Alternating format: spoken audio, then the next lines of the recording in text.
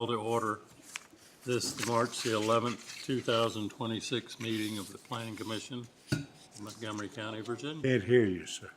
You cannot hear me. Yes.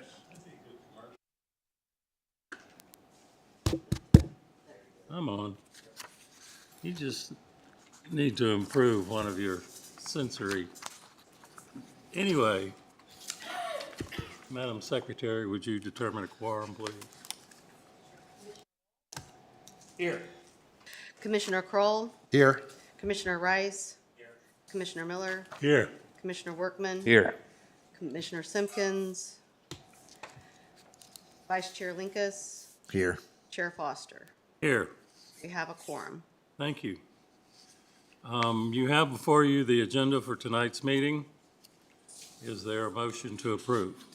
So moved. Miller, second. Mr. Rice. All those in favor, please signify by saying aye. Aye. Opposed? Motion carries. Next item on the agenda is approval of the consent agenda, the February 11, 2026 meeting minutes. Is there a motion to approve? Mr. Rice, is there a second? Mr. Miller. All those in favor, please signify by saying aye. Aye. Opposed? Motion carries. We will now move to public hearings. We have 3 tonight, 3 or 4. And I would like to turn the meeting over to Ms. Wright. It's for an SUP at the request of Mr. George Tribble, the owner of Hokie Hill LLC, for a special use permit to allow short-term tourist rental within an existing single-family dwelling on property located at 1430 Harding Road. Ms. Wright. Thank you, Chair Foster. Site location for this request is located right here where the star is, which is located right outside of the town of Blacksburg limits on Harding Road. On the graphic on the right, it's zoomed in to show you exactly where it is located on Harding Road. Wrong way. All right, the aerial map on the left shows the actual location of the property, which is interior to Harding Road and uses a shared access. It is outlined in yellow. And on the right, we have the zoning map, which shows that the parcel is zoned R2. The request is to allow a short-term tourist rental within an existing 3-bedroom single-family dwelling. The definition of short-term rental has not changed since our last request. A single-family dwelling or portion thereof located on an individual lot that is rented for compensation to short-term transient guests. Operator does not live on the same parcel or an adjacent parcel.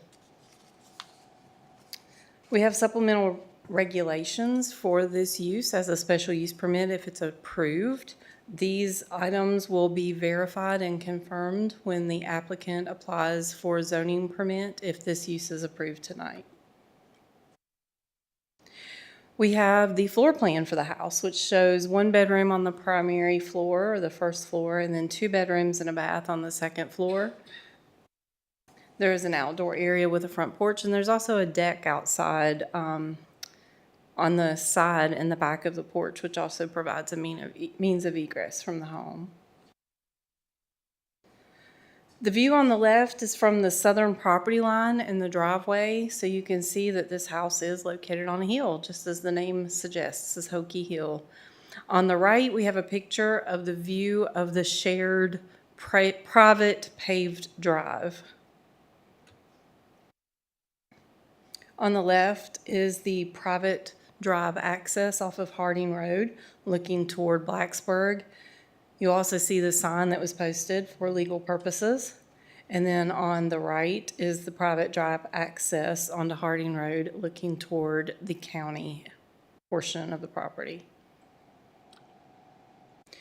Here we have a view of the paved drive from the parking area that's located beside the home toward the southern property line.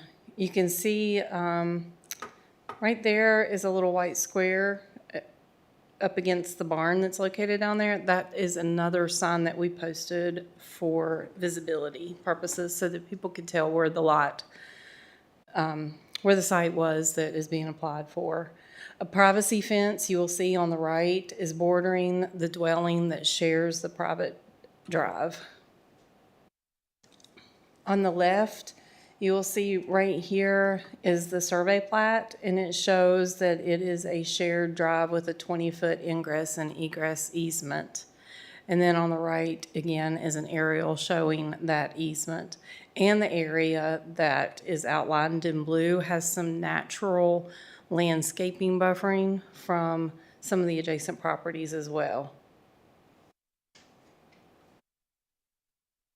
Some of the impacts that have been identified or addressed, the dwelling is located off of the public road and accessed again by a shared private drive with 20-foot access easement.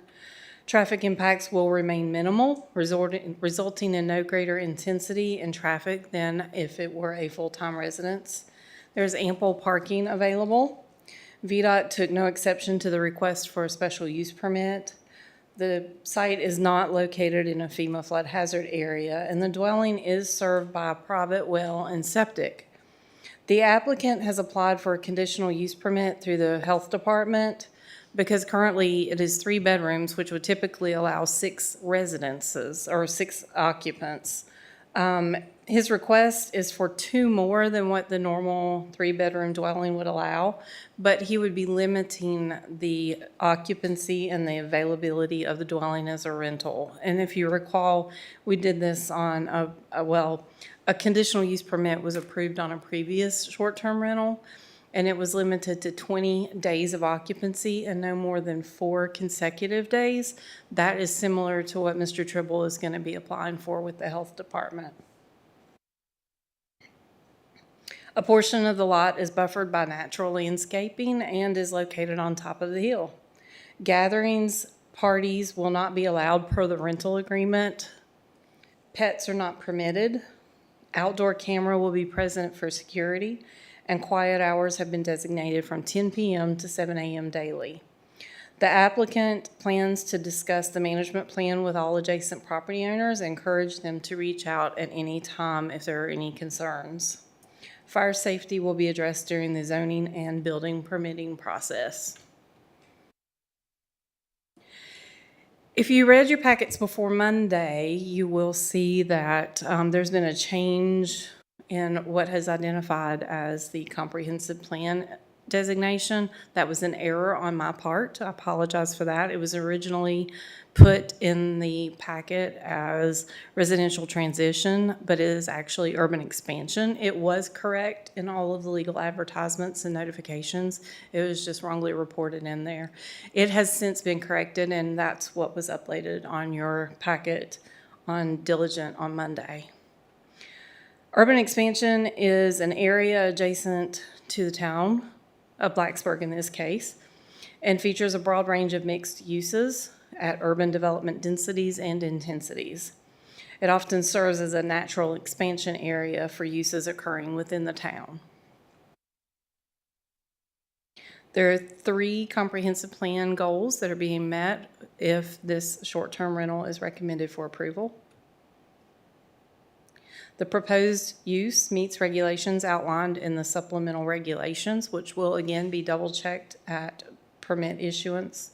The proposed use would remain residential with no more impacts than a full-time residence. Ample parking is available, and VDOT takes no exception to the use. Staff recommends approval of the request for a special use permit to allow a short-term tourist rental at 1430 Harding Road with the following conditions. Occupancy shall be up to 8 occupants pending approval of the VDH application. The property shall be registered with the Commissioner of Revenue's Office for meals and occupancy taxes. Any applicable permits must be obtained from the building department, and all requirements in Montgomery Code for short-term tourist rentals shall be met prior to the issuance of a zoning permit. All adjacent property owners were notified in accordance with state code. Public hearing signs were placed at the property, and the legal ads were published in the Cardinal News online. Staff has received no inquiries related to this request. Additional comments may be received during the public hearing. From what I understand, we have one registered person to speak, and that's actually the owner. He is here to answer any questions, Mr. Tribble. And do you have any questions for me? Do the members of the commission have any questions? Kim, Yes, sir. since we have a proposal for 8 occupants in 3 bedrooms, are the bedrooms sufficiently large to allow? Let's go enough back to the bedding. floor plan. They are large. Mr. Tribble is here and he can address how he plans to accommodate those extra 2 people. I'll go ahead and pull up the floor plan for that. Does anyone else have any questions before Mr. Tribble answers that question? Thank you. You're welcome. I know colonial accommodations allowed 6 or 8 people per bed, but that's not comfortable, I don't think, anymore. It's true. Are there any other questions? Okay, thank you. Mr. Tribble, could you answer that question? Thank you, Kim, and thank you for your question, sir.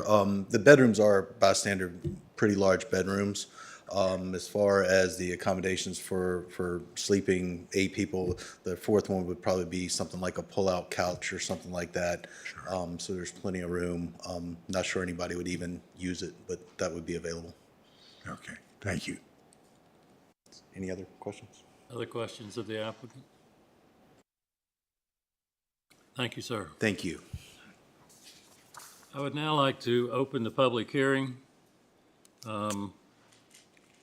If anyone in the audience wishes to speak on this topic, now is the time. There was no one signed up, and seeing no reaction, I will close the public hearing and move to discussion among the members.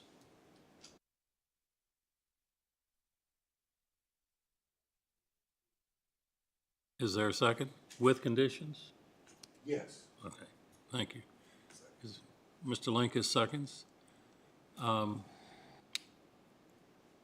Ms. Sharp Robinson, would you do the honors, please? Sure. Commissioner Waltz, Yes. Commissioner Kroll, Yes. Commissioner Rice, Yes. Commissioner Miller, Yes. Commissioner Workman, Yes. Vice Chair Linkus, Yes. Chair Foster. Yes, And myself, yes. Okay. Carries.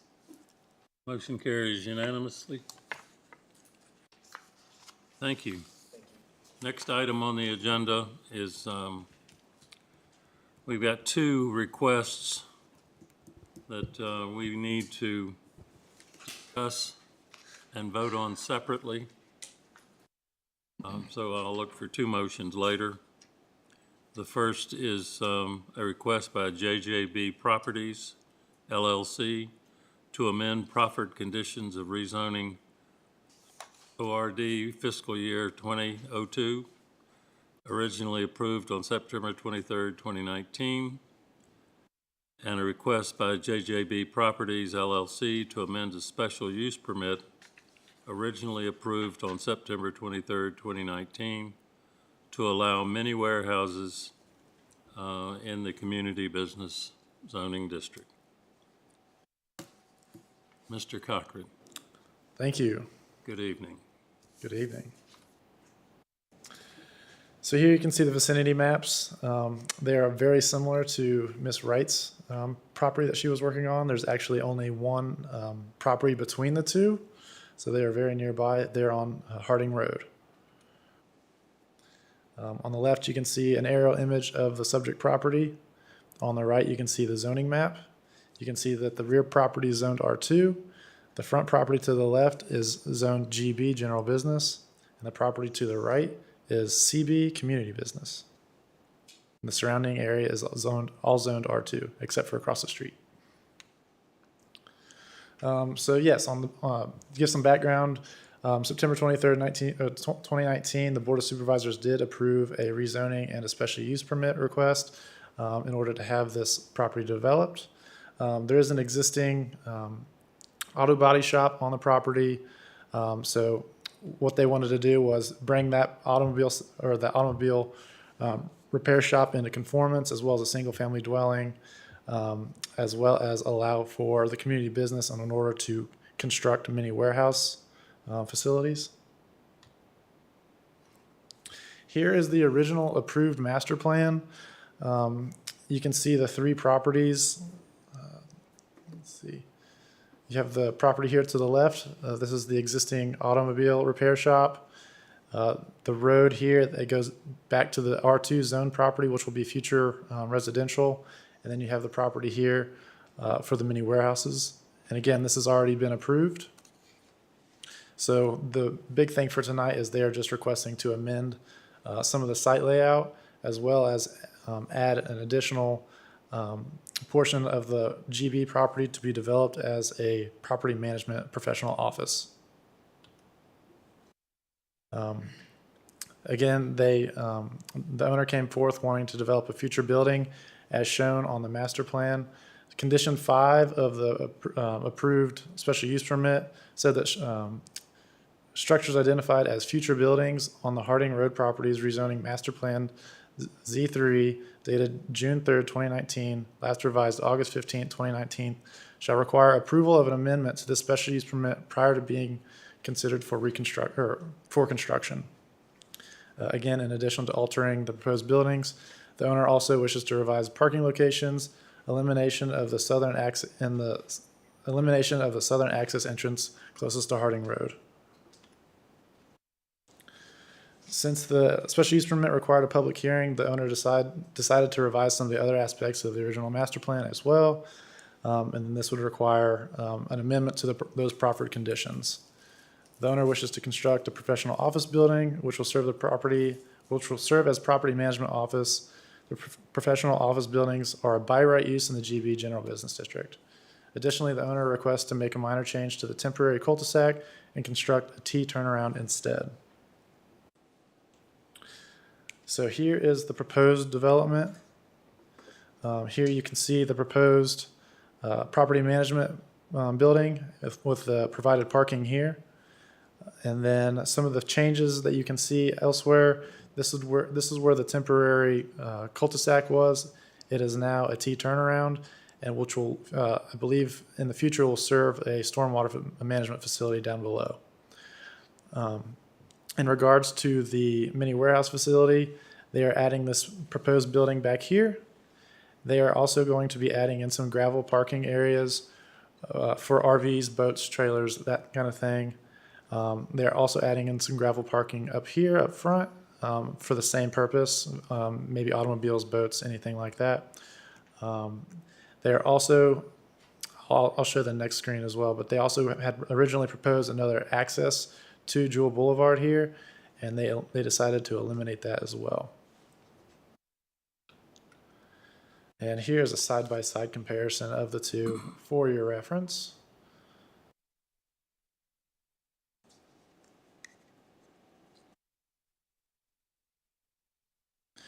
So here's the site as it currently stands. The picture to the left is the rear of the property looking towards Harding Road. Here is the bug shop. The picture to the right is standing on Harding Road, again looking towards the bug shop.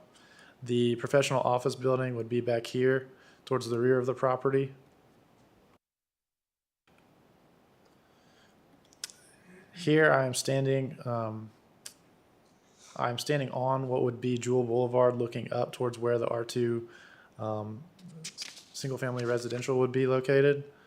And then the property, or the picture to the right, again, is just on that area, which will be the future mini warehouse area.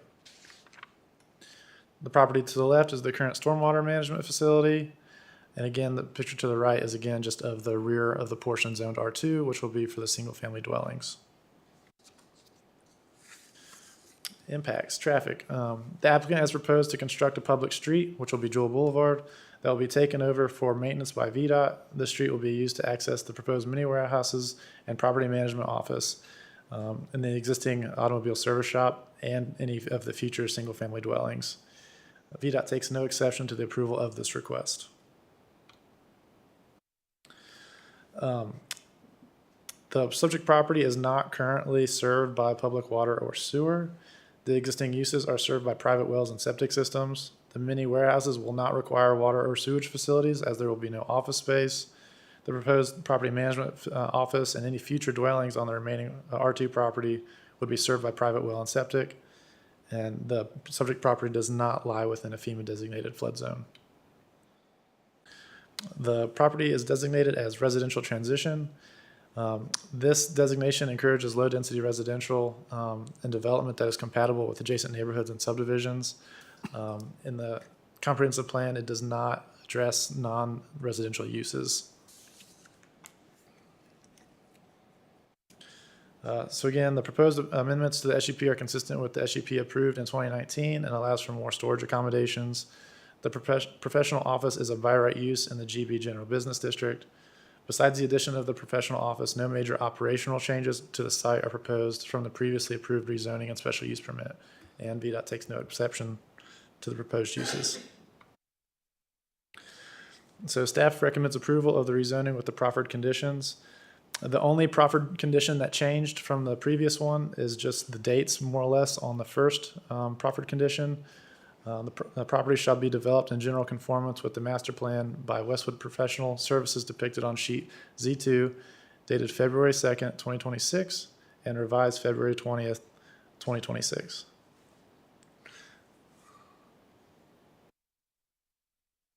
And staff further recommends approval of the special use permit to allow many warehouses with no less than the following conditions to address scale and character.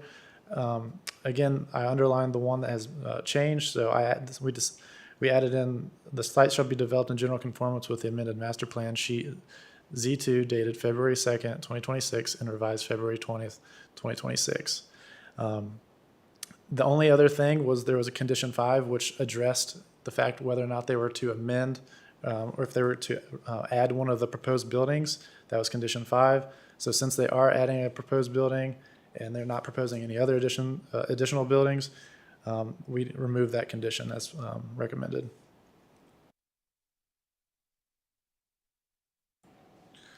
Adjoining property owners were notified in accordance with Montgomery County Code. A public hearing sign was placed on each of the properties. Legal ads were actually ran in the Cardinal News. Need to address that. Staff has actually received one comment, which I believe you were all made aware of prior to this meeting. And any additional comments may be received during the public hearing. Are there any questions from me? Mr. Miller, your mic's not on. How's that? Perfect. Good. With the change of, rather than a cul-de-sac with a T-turn, one, does that meet the requirements for public health and safety? And I assume since there's no public water, there would be no fire hydrants anywhere on the property. No. And yes, the T turnaround does meet VDOT requirements. My final question is, if orange is a bright color, is maroon a bright color? Sure. Thank you. Mr. Cochran, can you tell me what and maybe the applicant wants to join you, the square footage of this proposed office building is going to be? So the applicant is here and they can answer that question for you. And then I have a question about security cameras and a question about the private well. Okay. Would you guys like to come up?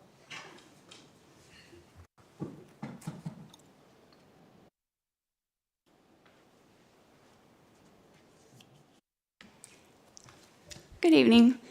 I'm Gretchen Merrick's with Westwood. I'm the engineer on the project. This is Jason with the ownership team, so he can probably help answer some of these questions. Yeah, do you want to go ahead and ask what your question was, whoever had the question about the security cameras? Well, the first question was the size of the proposed building. Yes. Size of the proposed building, so the footprint is 2,300 square feet.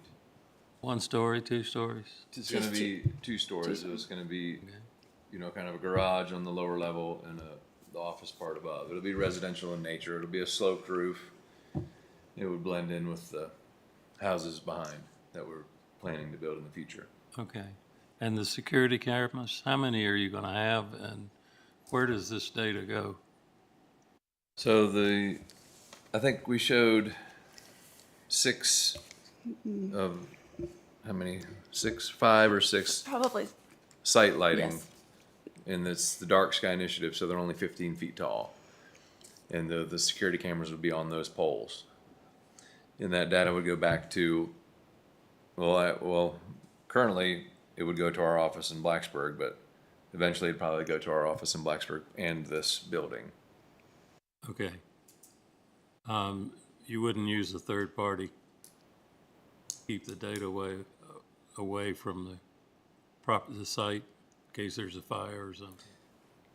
Well, I guess that probably would be a feature of it. You know, we haven't really, the other cameras we have, we do get we can see them whenever we want.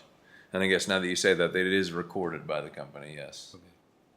And then the well, you're asking for R2 zoning. At some point, you're going to need to have public water. No, so originally when we did this, the back property was zoned R2, or what already was? Yes. Or Yes, was- it's already zoned R2. It was already zoned R2, so what we had to do was, we had all the proposed lots perked for a well and a septic already, so that's already been taken care of for the rear portion. So you just have to drill the well. Yes, sir. Okay. Thank you. Are there other questions of the applicant? I just had one question. I just wanted to confirm operating hours for the storage units are only during daylight hours, is that correct?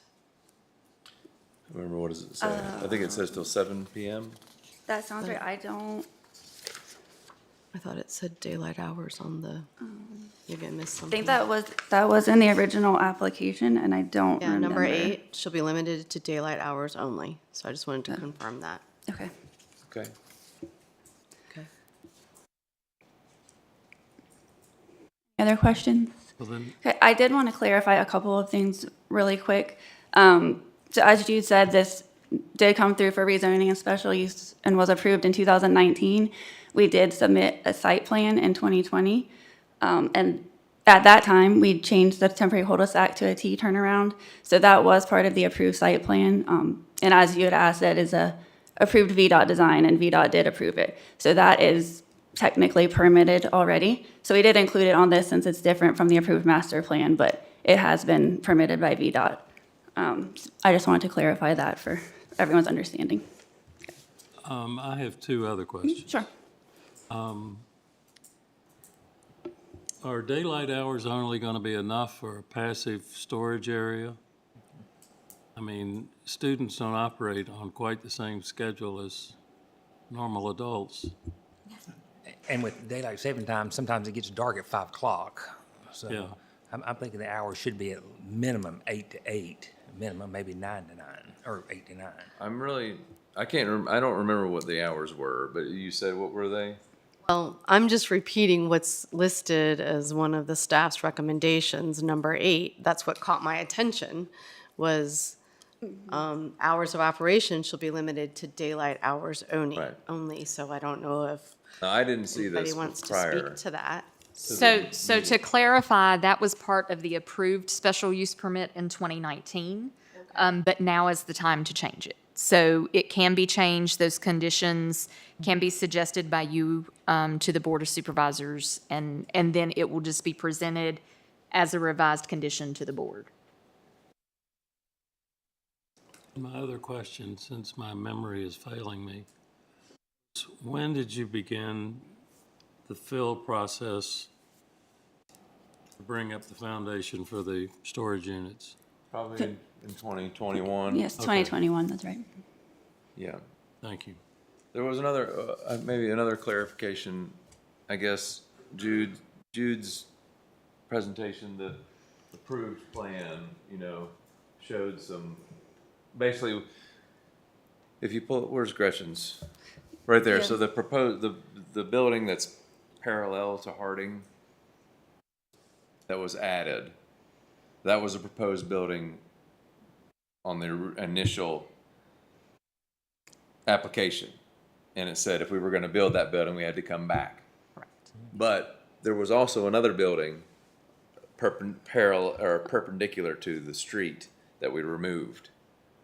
Yes. So really, it's less total units than it was before. Right, so it had 5 buildings, and it still has 5 buildings. We really just moved one of them. And so we basically added the building that's parallel to the street and added some parking spaces, because we felt like that would be, it's Yep. more of a use, we could be more well-rounded as a business, to offer Yes. some spots like that. It also, removing that building helped with some of the grading to give us a little more room on that slope. So we made that decision after construction started, looking at the amount of fill that was needed. We removed that building on the far right. Yeah, this is the larger version of what was approved in 2019. And you can see there were 2 future buildings there that are perpendicular to Harding Road. They're only proposing to build one of those. And then there was the proposed building that was perpendicular to Harding Road that is not shown on the new updated concept plan. And then the other addition would be that the parking lot in front of the office building would be paved Correct. instead of gravel.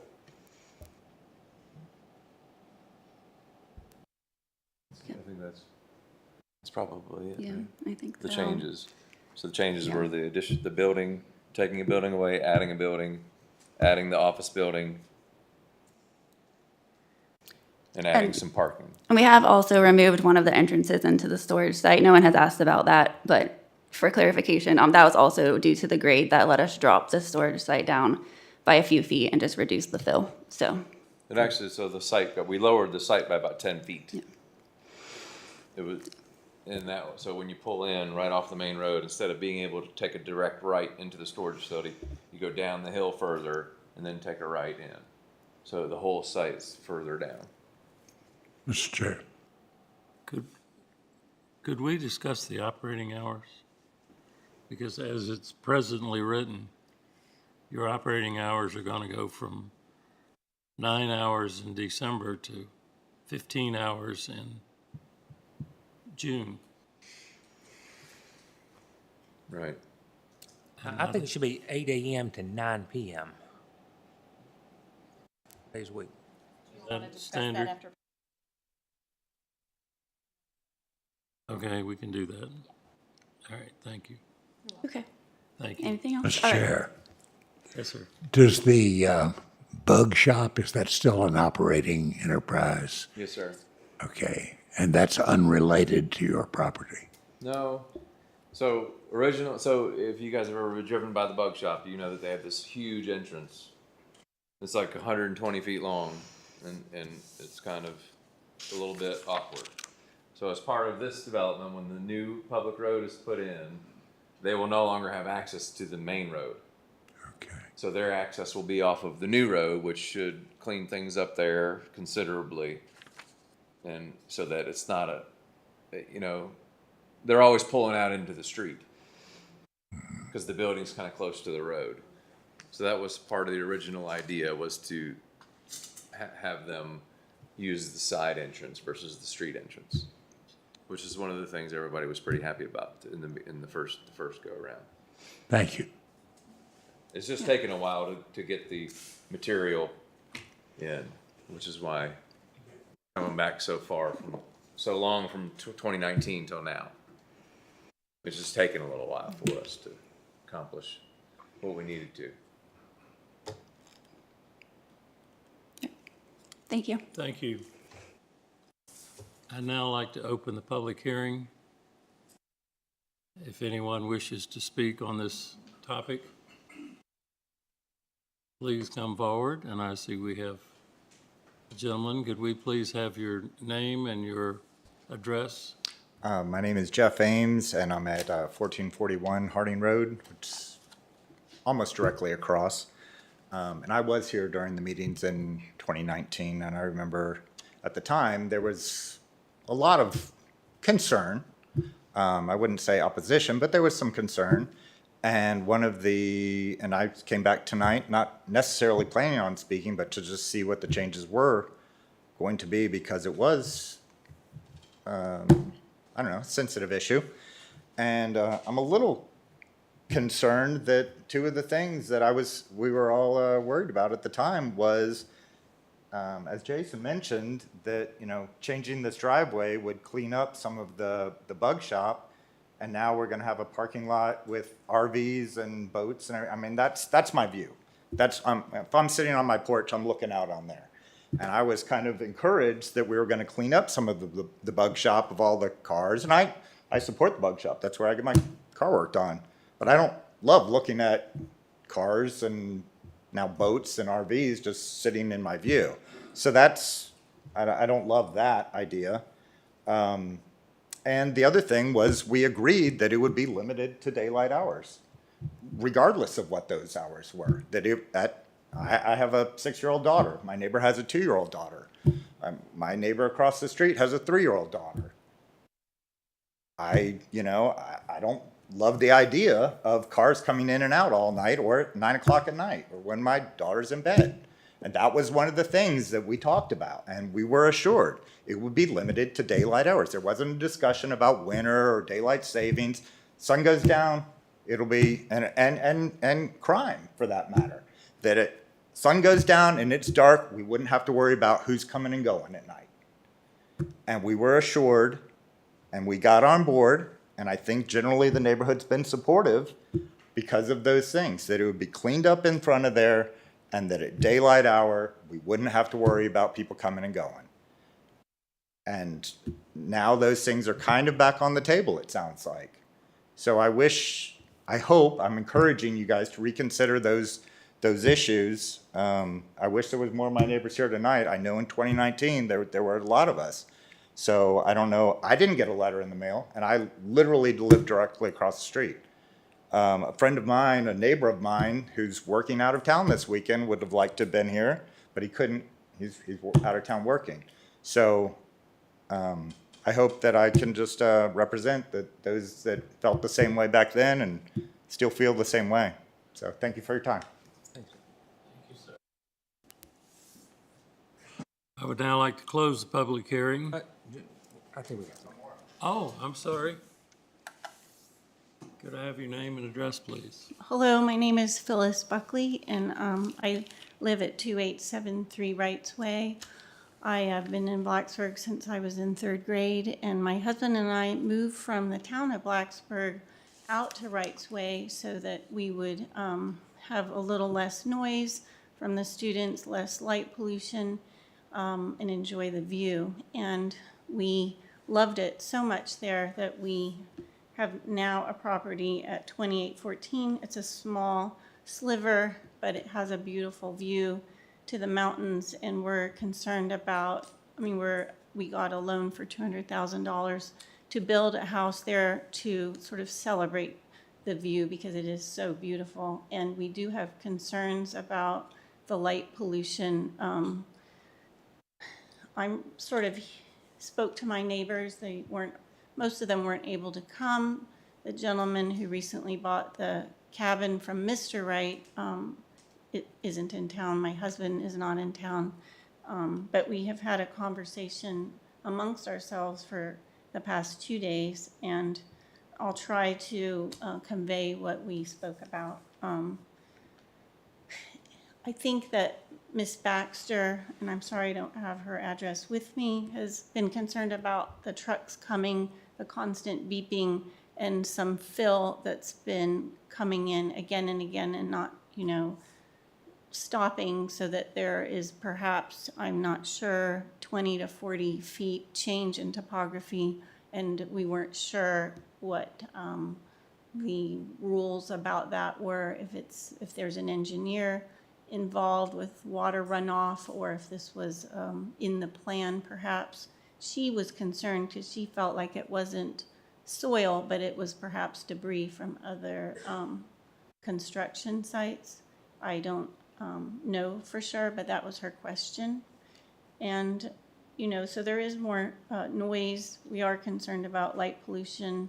And this is a very quiet residential area, you know, except for the bug shop.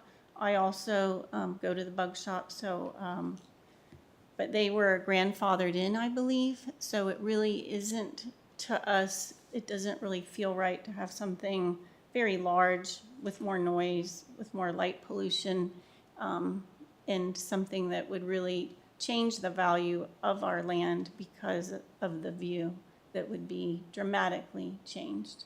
So those are the concerns that the neighbors spoke to me about yesterday and today. So, thank you. Thank you, Ms. Buckley.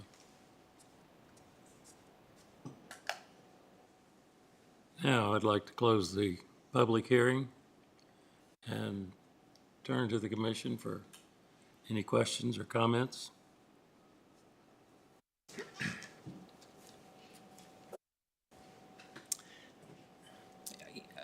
I'll say that I'm still concerned about the hours of operation being variable, depending on when the sun sets. And I think that, 5 o'clock in the wintertime might be too early. And so I'm in favor of extending the hours to more of a fixed time. Originally, I thought 8 o'clock in the morning to 9 at night. Might be flexible to go to 8 to 8, if, depending on how the rest of the commission feels. Is that reasonable as far as operating hours? The original one actually said 7 a.m. to 7 p.m. in 2019. I was under the impression that originally it was daylight hours. Sure. It says 7 a.m. to 7 p.m. Could we consider an hour following sunrise to an hour before sunset or some such language? I'm afraid if we tie it to the sun is a variable coming up and down, and daylight saving time and so forth. To kind of, I like to pick a day, a time. Well, the sun is variable, so is our life. In the last week or so, I've realized that there's some outdoors that you can enjoy.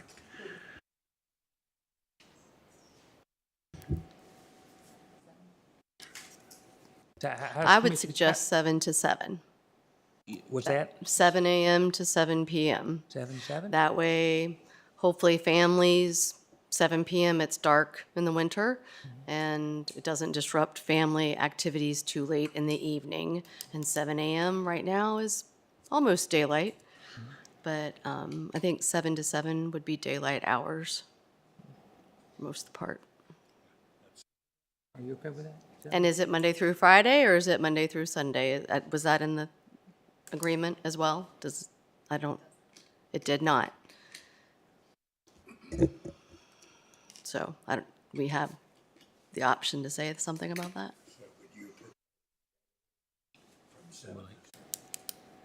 Mike was off. Okay. Daily I'm proposing then Yeah. that we would change or amend. Is that Let me right? hold you a second. Okay, We have two votes to take. okay. One is to amend the proffered conditions, So that would be that. and the second would be to amend the special use permit. So the So the staff recommendation is on proper. proffered conditions. So now would be the time, I'm suggesting, correct, yes. Ms. Hopkins? Right. For the reason, yes. Now would be the time for you to Make a motion. make a motion to amend the proffered conditions. Okay, I make a motion, we amend the proffered conditions for the operating hours to be from 7 a.m. to, nope, Okay. okay. Because zoning is proper, Then- special use permit is something hold your thought. All right, I pause. Sorry about that, y'all. So, I'm sorry, is there a motion on the floor? Because I have a comment before we move forward. Comment. So I do have some concerns about the planning commission changing operating hours that the applicant hasn't even asked for. The applicant was happy with what was presented, I assume, and based on the citizen's comment about the basis for that condition being included in 2019, I don't know that it's really up to us to arbitrarily pick hours of operation without knowing more about what agreements were made that led to that daylight hours condition to be inserted to begin with. So I'm not comfortable entertaining a motion or a recommendation to the board changing that condition till we find out a little, maybe you can shed some light, Jude, but if that was part of the discussion and agreement by the applicant to address the neighbors' concerns, and that was a concession that they made, I don't feel comfortable changing that just because it's been opened back up as a revision. Cochran. So I'm not quite sure how it happened, but what was included in the staff analysis and in this recommendation, it does not reflect what was originally approved. So Mr. Linkous is correct. So the original condition was hours of operation shall be 7 a.m. to 7 p.m. So that was originally what was approved. I'm not sure how. 19. That was approved in 2019. Yes. So where did the daylight hours come from? I'm not sure. It might have become it might have came in from the original staff analysis from the previous rezoning and special use permit. I might have accidentally copy and paste. Got a little happy copy and pasting. Yeah. And I don't remember that. I mean, I remember passing this in 2019, but I don't remember that being Yeah. a discussion. So I would keep it consistent with the 2019. Yes. I would be supportive of that as well. Okay. Thank you. Yep. All right, I would like to ask for a motion to amend the proffered conditions, the first half of the public hearing, if that's proper. Originally approved on September 23rd, 2019.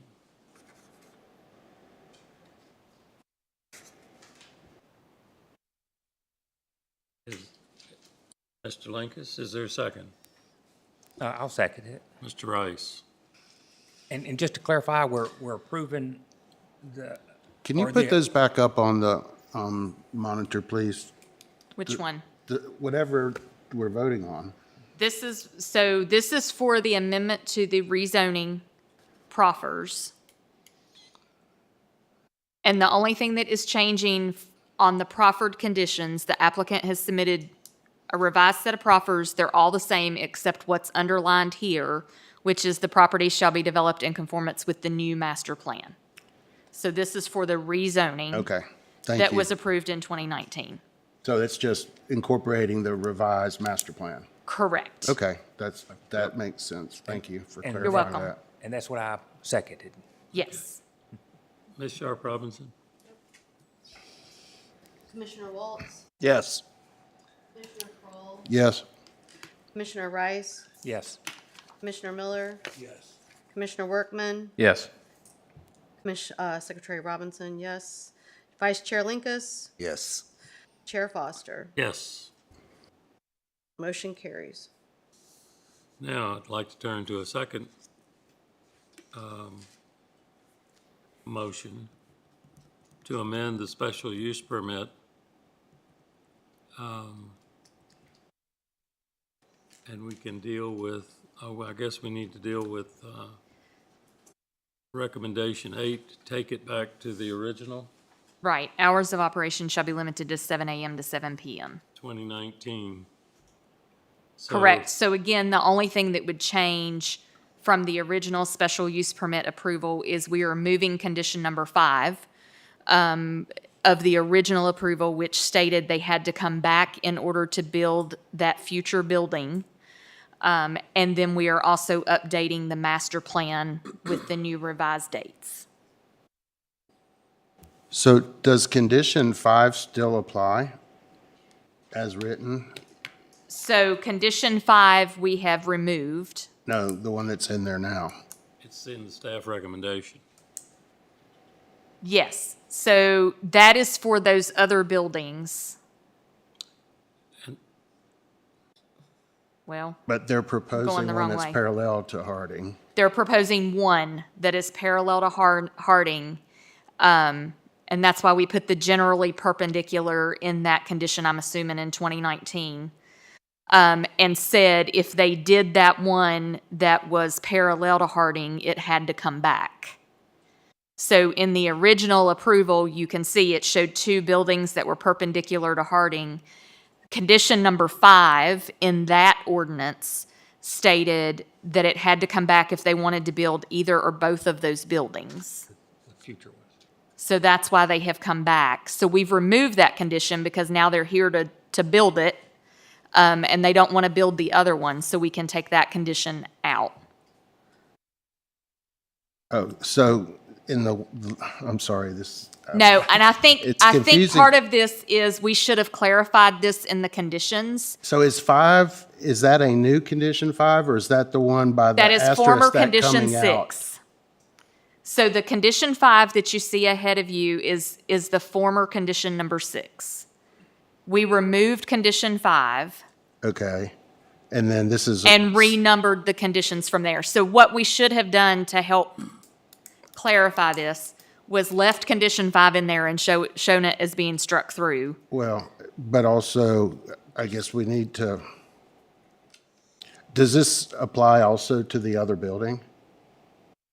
The office building? No, it does not, because this only applies to the community business zoning district for the mini warehouses. This special use permit is only for the mini warehouses. Okay, so could you add the date of the master plan to this condition so that it's clear To number 5? which one it's referring to? Yes, we can. We can add that date. And I believe the other building, Mr. Kroll, is by right. Yeah, I guess it's just confusing since this is, it says generally perpendicular, but there's one building that's parallel that they're planning on building. And so it seems like the wording in this could be debated at some point where somebody argues that the building that they're building is not generally perpendicular to the road. It is definitely parallel to the road and a violation of this condition. So I think the wording in this condition needs to be clarified to the point where it removes that ambiguity for enforcement down the road. And if it's tied to the master plan, then the master plan shows it the way it is proposed today, and that's what we're approving, so. Right, and I think the reason that condition is in there, so we say general conformance. So to me, general conformance is they've shown X number of buildings, right? So if they come in and they want to build, I'm going to pull up the plan here. So they show on this plan 4 buildings. So if you take that condition out and they come in and they decide they want to turn those buildings all parallel, you know, just situate them the other way, that's still in general conformance because they're building the same size, they're just changing their orientation.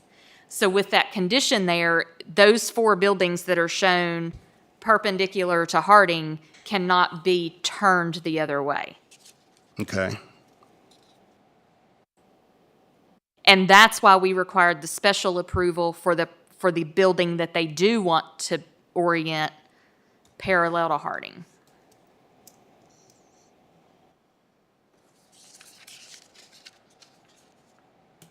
Okay. So Does that if make we- sense? Yeah, it does. We just need to add the date. I'll add that date. Ms. Hopkins, Yes. an aesthetic question. Who is the arbiter of what is a bright color? Honestly, I guess it would be Jude. As zoning administrator, we would ask him to make that interpretation. I'm not fond of orange and maroon, but I do like old gold and black, so There you go. thank you. You-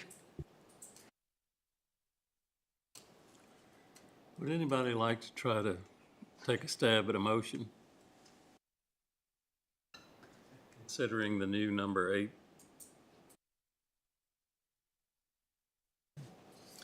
I guess I'll do it. I'll make the motion that we approve the special use permit as amended with the new hours of operation being 7 a.m. to 7 p.m. And the date of the master plan added, right? Right, with the amended date. And I'll second. Could you restate? 7 a.m. to 7 p.m. And I understand that was the original Correct. hours that were approved in 19. Commissioner Waltz, Yes. Commissioner Kroll, Yes. Commissioner Rice, Yes. Commissioner Miller, Yes. Commissioner Workman, Yes. Secretary Robinson, yes. Vice Chair Linkus, Yes. Chair Foster. Yes. All right, motion carries. We now move to the next item on the agenda, which is discussion of Montgomery Manor's comprehensive plan for the county of Montgomery, Virginia. Montgomery Matters Comprehensive Plan establishes a long-term framework and so forth. Good evening.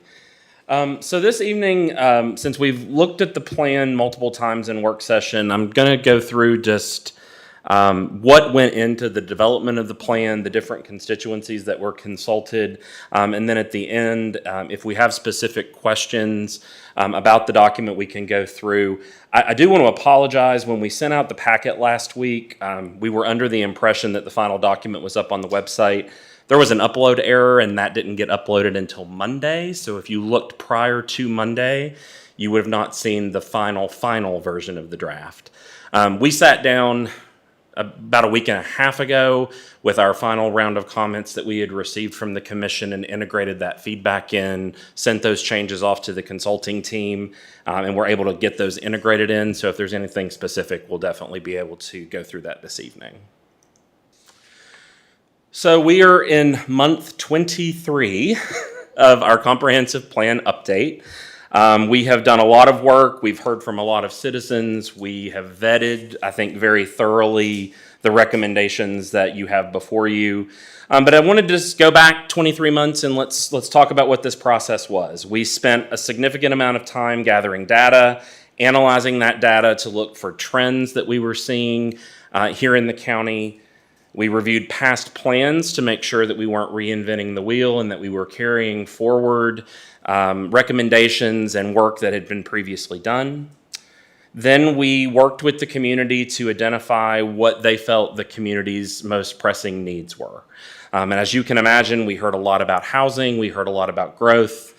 We also heard a lot about resiliency, and that again is not lost on us that we were coming out of Hurricane Helene and some severe weather events. So I think that was top of mind for a lot of folks in the community.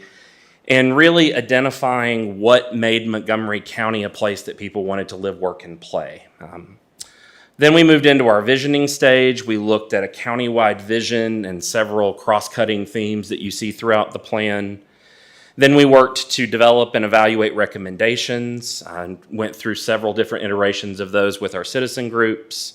And then we finally developed the plan. And something that was important to us throughout this entire process was that we had engagement at every step of the process. We made sure that the citizens were aware, our stakeholder groups were aware of where the plan was going. That gave us the opportunity to tweak and edit as we went along so that we didn't put a document out and then have to do a large number of revisions. We really felt like we were going back to not only our citizens, our stakeholders, but that citizen steering committee, which was from the beginning that main group that was meant to vet all of these recommendations as we went forward. So you can see we're at the end of the process. We still have a little bit more work to do, and I'll tell you about next steps at the end of the presentation. So again, engagement was a huge part of this process. This graph shows you just how much engagement that was done throughout the process. Last summer, or 2 summers ago now, we did 11 public intercepts and talked to over 850 citizens face-to-face about the issues facing the county. We did 3 community surveys over the past 2 years and received over 1,400 different responses, either through written response or our MAP exercise. We held 4 public open houses with over 150 citizens participating and over 1,000 comments received. We met with stakeholders 25 different times with 120 plus stakeholders engaged in that process. Our Citizen Steering Committee met 8 times and again vetted things throughout the process, and we've held 10 work sessions with you over the course of the past 2 years related to Montgomery matters. And when I say we talk to a lot of people, we talk to a lot of people. These are the various groups that were consulted over the course of the past 2 years through our stakeholder engagement. We really wanted to make sure that we had the subject matter experts in the room, the people that are working in these fields every single day, in issues related to housing and healthcare, health and human services, culture and outdoors, historic preservation. We really left no stone unturned in asking people to participate in this process. And I think when you look at the names here, there's going to be people that you're going to see here that are really renowned in their respective areas of expertise. So speaking of visioning, really the thing that we did at the beginning of this process that sort of has been our kind of cross-cutting vision throughout this entire process is the county's overall vision. And these are words, phrases, and feelings that come directly from quotes that we heard from citizens throughout the process. So Montgomery County is a vibrant and resilient community where forward-thinking collaboration and innovation empower all residents to thrive. We heard that in a variety of different ways throughout this process, that we want to give our citizens the opportunity to have successful lives, however they define that in the county. And I think as you go through the various chapters and look at the various goals, you'll see that reflected. We had 4 what we call core matters or principles that kind of cross-cut throughout the entire document. We want to make sure that we're being intentional. We want to make sure that the county is accessible. We want to make sure that we're intending to be collaborative in all of the work that we're doing. And again, that idea of resiliency. And so as we began to organize the plan, you see there we have 5 parts of Montgomery Matters. The plan and the process really talk about all of the work that was done to lead to the final document. And then we break the plan into various topics: outdoors and culture, community development, and health and services. Part 5 is what we still have to do and the work we will be doing over the next several months as we do our land use vision and our village planning. And then again, throughout the document, we've structured it that we have a goal, we have strategies to achieve that goal, and we have concrete actions with assigned timelines for us to achieve those goals. So these are the 4 parts that we will be looking for a recommendation for adoption. Part 1, the plan and the process. Part 2, outdoors and culture, which includes environmental resources, cultural and historic preservation, and recreation. Part 3, community development matters, which talks about our land use vision, economic resources and development, housing and transportation. And Part 4, health and services matter, which covers education, health and human services, public infrastructure, and public safety and welfare. Go back, sorry. Got a little click happy there. We have 4 items that we've identified as sort of prime transformations, and these are 4 results of the comprehensive planning process that are really going to take us some time, but they're going to have the most transformational effect in Montgomery County over the next 20 years. You've heard us talk a lot about this zoning rewrite, and that ultimately is going to be the main vehicle to achieve a lot of these goals, particularly around land use. So we know that we are working with a zoning ordinance that was last revised in 1999. That does not reflect the current needs of the county. What Montgomery Matters will do, it will give us a blueprint of the edits that need to be made in the new zoning ordinance to achieve the goals that we've laid out. Another aspect that's already underway is our Parks Master Plan.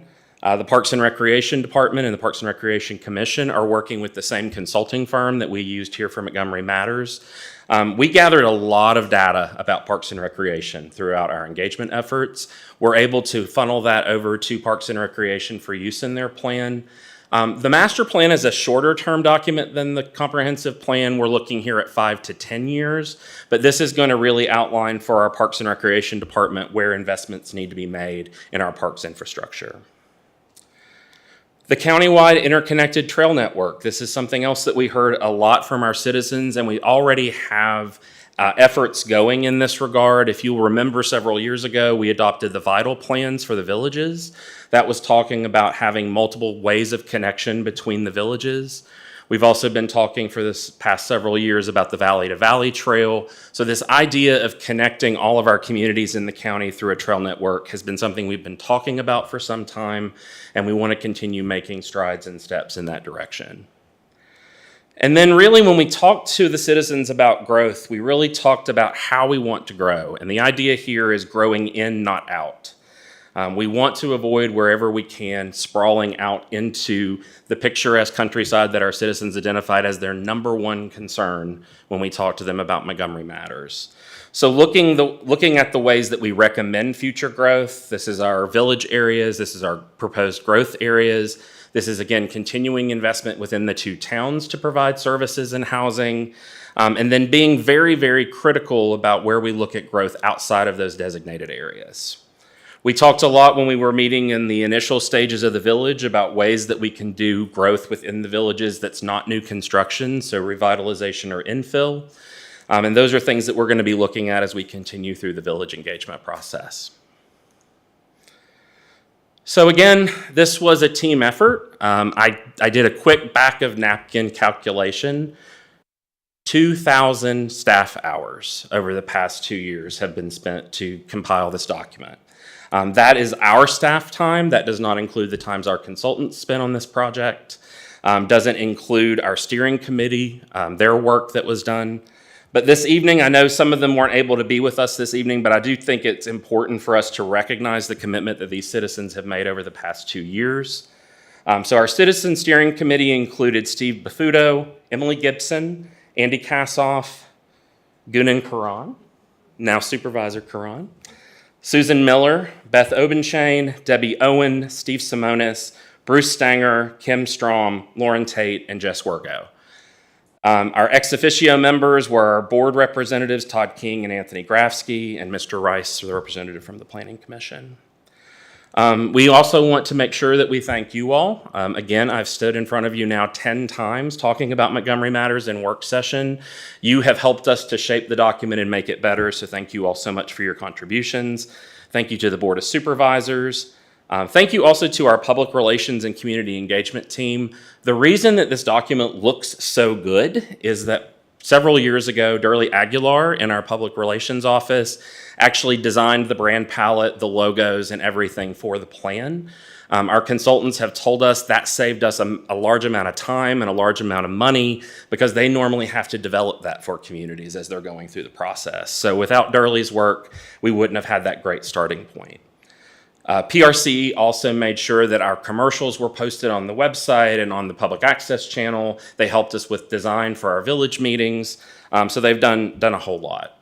Parks and Recreation and General Services staff also were participating in all of our open houses and assisting us with extra staffing. And then I can't say enough, we had an amazing consulting team at EPR.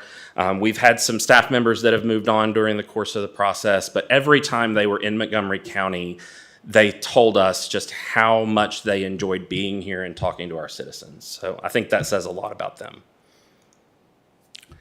So next steps. As I mentioned, we're looking this evening for a recommendation to the Board of Supervisors for adoption.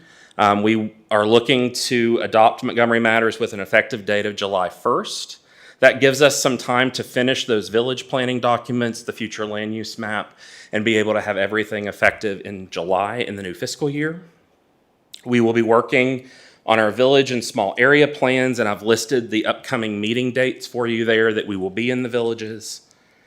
And then we'll be continuing to work on the future land use map, and we're going to be looking at an interpretation policy that the board will adopt. Again, we'll have a new comprehensive plan, but a very dated zoning ordinance. And that zoning ordinance references land use categories that may or may not exist in the new comprehensive plan. So we are going to develop a policy that will help you all to interpret that gap until we adopt a new or a new zoning ordinance, and will help our zoning administrator make those determinations administratively as well. That's all I have for you this evening. Again, if you want to go into the document, I'd be glad to go in and go to any particular goal or section that you want to talk about. But I think you've heard enough from me for right now. So I'll take any questions that you have.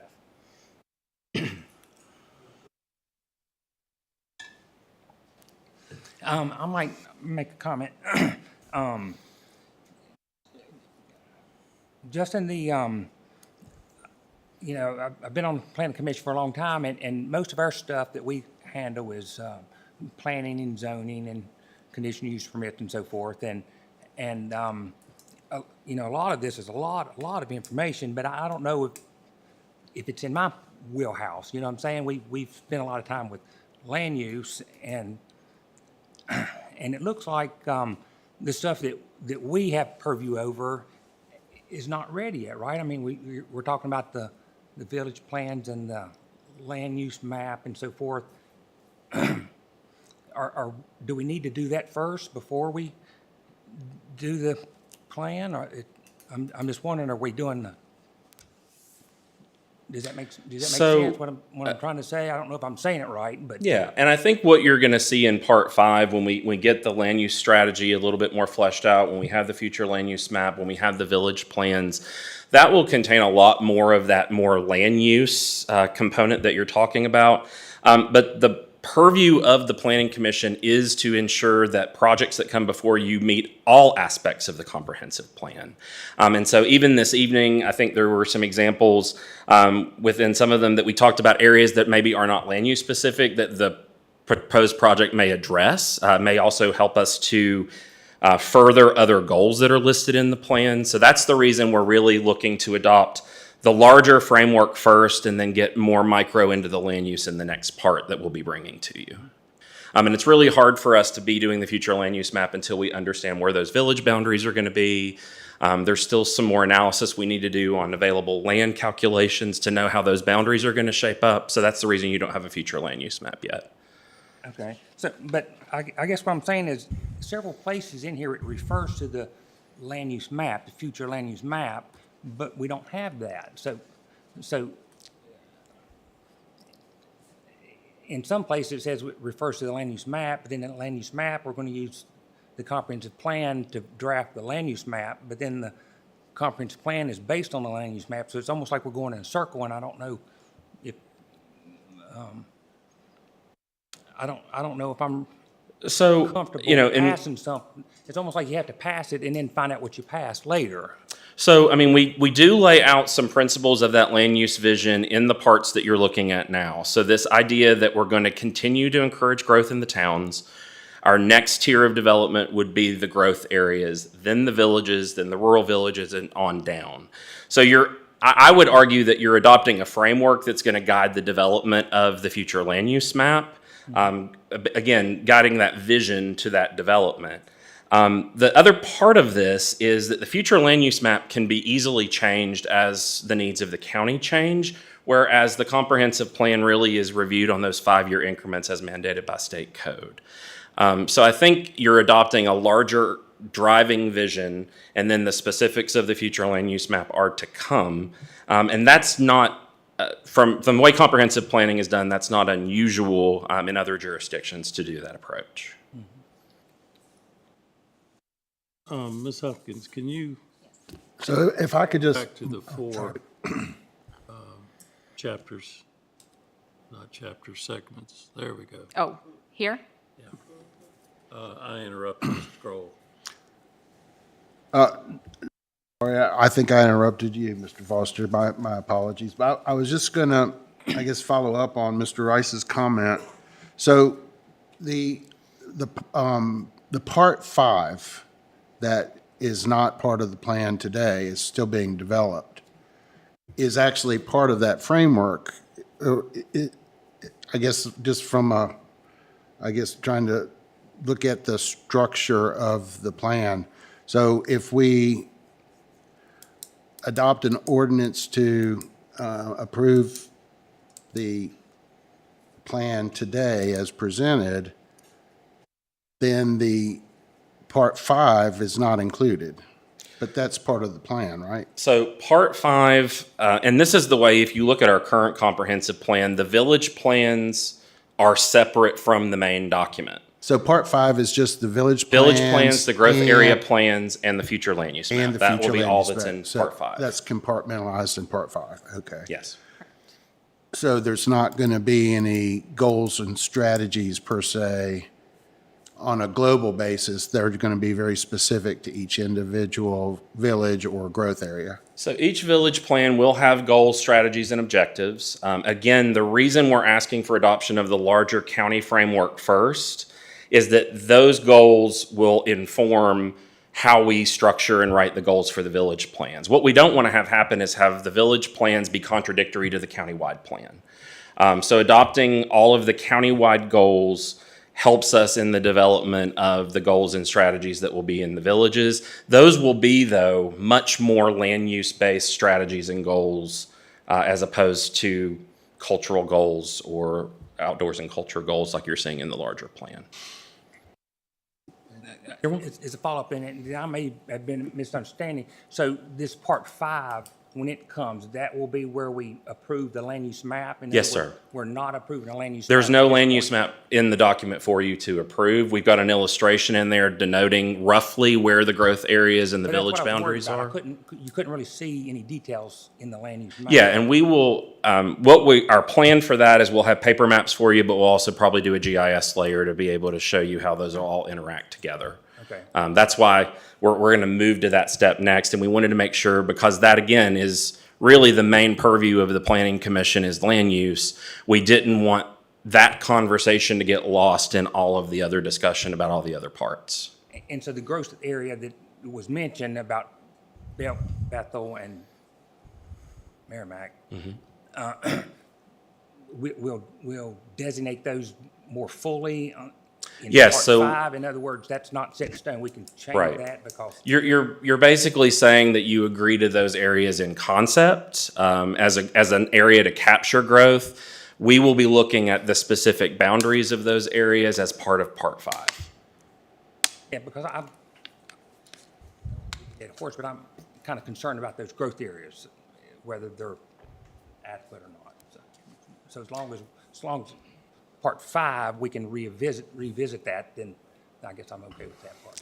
And I'll say the growth areas really were a result of what we heard resoundingly from citizens in the villages, that they wanted an area of growth that would buffer them from the towns to capture growth so that it doesn't all go into the villages. Our current policy is that 80% of all growth in the county is in the 2 towns or the villages. The villages told us, we are receiving far too much growth pressure. Is there another area of the county that could receive that growth? And through all of the analyses that we did, the future land use calculations, the available land, flood hazard areas, et cetera, we identified Merrimack and Bethel as the 2 areas that could serve as that intermediary between the towns and the villages. I would like to add something too. I think it's important to note that both of those areas now are considered growth areas. They're urban expansion areas, so they're areas we would allow growth. They were our first 2 designated UDA areas. So for a long time, they were the only 2 urban development areas that we had designated in the county. We came back a few years later and added each of our village areas as UDA areas in order to qualify for funding through VDOT, because you have to be in a UDA to make those applications. So those 2 areas that we're talking are growth areas. Yeah, we're calling them growth areas now, but technically that's what they are right now. We're just renaming them. But Has there been any growth, though, happen in the last 10 years in those areas? I mean, So the residential house. the Bethel area, as far as residential, no. But we have to remember all growth is not residential. So we have a lot of other growth. Both the Merrimack area, actually Merrimack has had some growth. We have Huckleberry Ridge. Strubles Creek got taken into the town of Blacksburg. That's a huge residential development area. We had an expansion of a mobile home park. So we have had some growth in the Merrimack area. In the Bethel area, we've not had much residential growth, but we are seeing commercial growth. Recently you've had the redevelopment of one convenience store. We have a new development of a new convenience store that is coming online. There have been some. We have a hotel development. We have a that's coming. hotel. We've had a couple of hotel developments down there. So there has been some growth there. It just hasn't been the residential. But at the same time, those are the type of developments probably that you don't want in your Price's Fork or your Reiner, or you don't want a big hotel in Reiner. So it's better suited there, close to the interstate. So that's the other thing to remember is growth is not just residential growth. It is also commercial and mixed-use growth as well. We also have some limitations, particularly in the Merrimack area. Again, when our previous future land use map was adopted, we still had an agreement with the town of Blacksburg that we could connect to their water system. That agreement doesn't exist anymore and will not be renewed. So prioritizing those growth areas, and we've already started having conversations with the utilities department.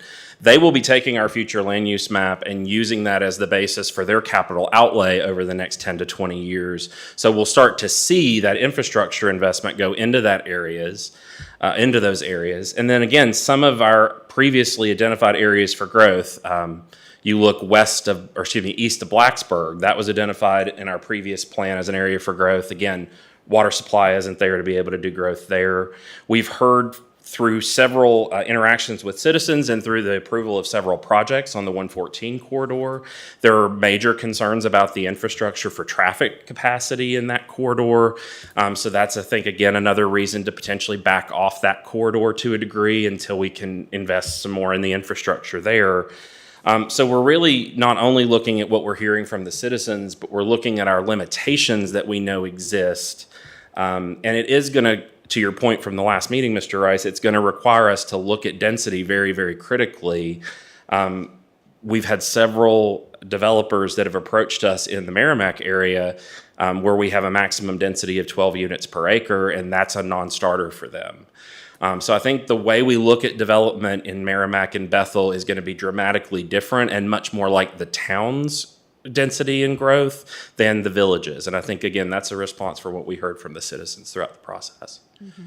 I think also in the Bethel growth area regarding residential, there's so much land that is either proposed or presently restricted by covenants that we may see more commercial than we'll see, if at all, any residential growth.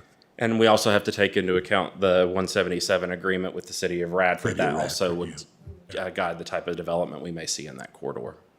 I had the